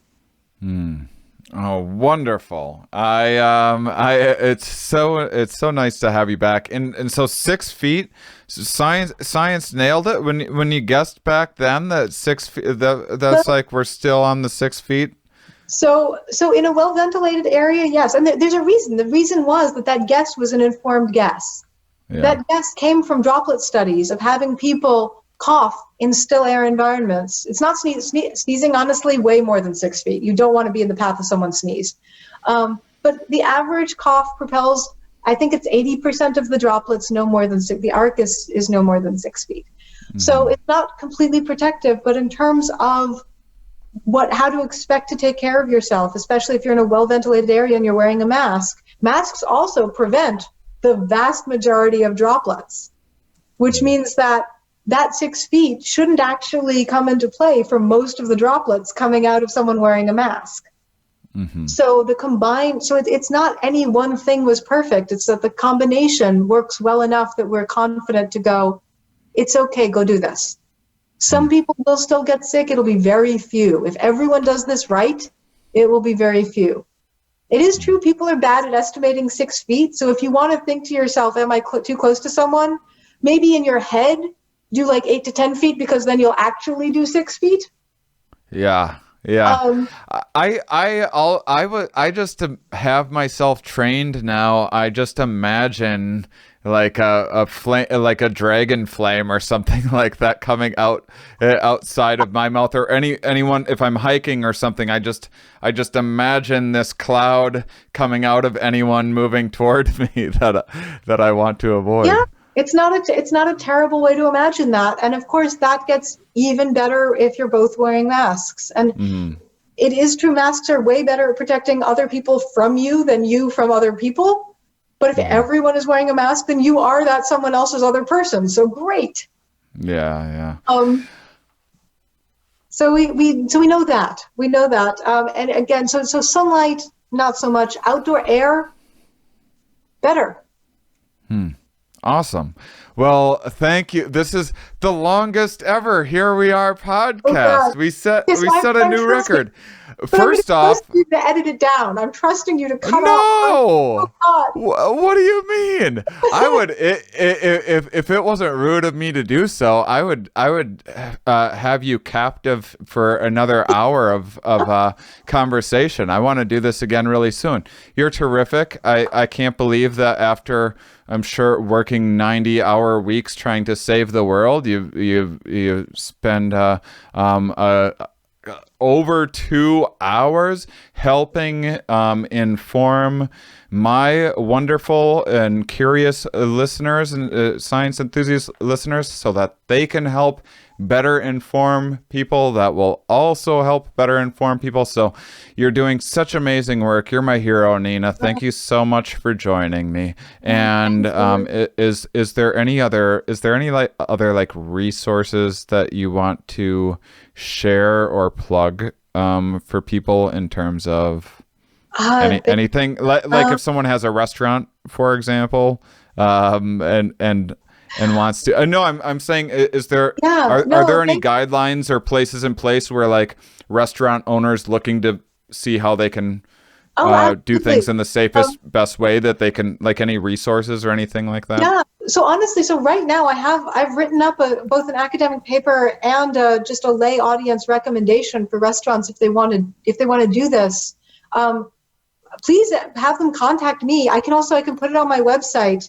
Yeah, But I'll put them in the comments and description and awesome, stuff of the episode too. awesome. Yeah. But for that, to be honest, what we really need is sort of uniform adoption. It isn't a one-off. Hopefully, it'll help every restaurant that would do it, and that's great. And every farm that they buy from. And so yes, each individual restaurant. If you hear this and you think it's a good idea, please do it. But also, if you wouldn't mind, there are restaurant associations and there are advocacy groups, and even just talking to your local politicians, or your health inspector. If your health inspector comes through and you want to mention maybe this is a good plan for everybody, and we can grassroots this. This is where I don't know. So I can learn really quickly about food supply chains, and I can do the math, and I can talk to restaurant owners, and I have been, but I don't know how to get the grassroots campaign started in the restaurant owners to get this to be more than I'm just going to try and help my restaurant. Yeah. And I think also that'll help all the restaurants also, because the consumer base, the people who come to the restaurants normally, if we get it more in the minds of just all of us, then maybe what we should do is call our local restaurant and ask, when I pick up my takeout order for dinner on Tuesday, do you think I can also buy my groceries for Wednesday? Right now, it may not occur to the customers to ask that, and it may not occur to them to provide it. And so if we just grassroots this, it would be awesome. But yes, I'll send you the write-up, at least the overview one. I think the academic papers, I've been posting all of my academic work that I've talked about. It's all on medRxiv. I'm part of that problem. I've been preempting peer review and sticking all of my research on public archives. So if you go to medRxiv and search just for my last name, Fefferman, at least 4 of the papers I've been working on, the research I've been working on the last 3-4 months are up there. There are 2 more that aren't. One because the journal that I submitted it to won't let you have it be public before they publish it, but they've also taken 5 months to review it. So we'll see. They're gonna get a very angry email from me. They're trying their best. They're trying their best. But also, seriously, if it's okay to plug things, part of what I'm still trying to do, and I am exhausted and I am kind of at capacity, but I'm also not the only person seeing problems. So if your listeners have identified problems where they think systems modeling would help, and they don't know an academic to go to and say, can someone model this problem and get an answer for us?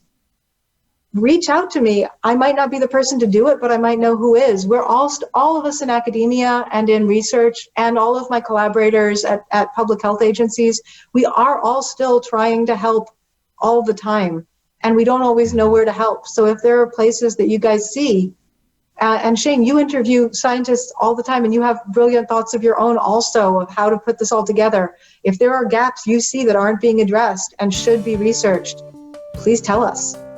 I will. I absolutely will. Well, thank you so much, Nina, for joining me. And thank you, listeners, for being such wonderful, curious people. And send me any questions that you might have.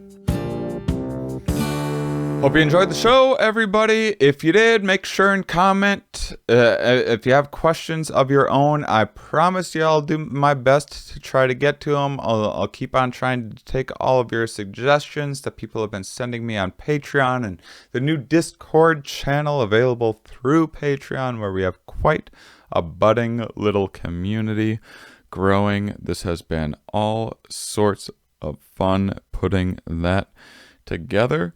On the next episode, Herman Poncer is joining me. Do you remember that name by chance? Any of you hardcores? I have the feeling if you're a hardcore listener, it might sound a little familiar, because Herman Poncer is one of my favorite guests that I've ever had on the show. It might ring a bell. He talked a lot about the evolution of human,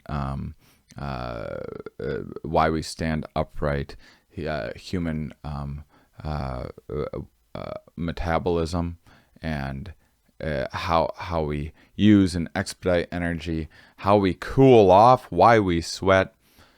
Super cool first episode when I had him on a couple years ago. If you want to go back through your app and listen, and a really awesome episode that we recorded in May of this year. So hope you guys enjoy it. Thanks again for all the wonderful comments too that I've been getting about episode 300 of the Here We Are podcast, where I talked a little bit about the show itself. I hope it brought a little context for you and what some of my mission is all about with this show. And thank you for joining me on it. If you want to do more to support, if you got the money on Patreon and want to join a cool community, that's terrific. But there's a lot of free things that you can do, like leaving reviews on iTunes, leaving comments here, thumbs up there, follow me on Instagram. It's a ton of free ways to support the artists that you like. So go and check it out. Not just me, but all the artists that you want to support. There's a bunch of ways of just spending a few minutes that really makes a big impact and make sure that other people in the world see the things that you're into, so you live in a world full of people that have more of your correct sensibilities, if you're listening and watching to this show. So yeah, you guys are awesome. Those of you that watch all the way to the end, you are, of course, my favorites.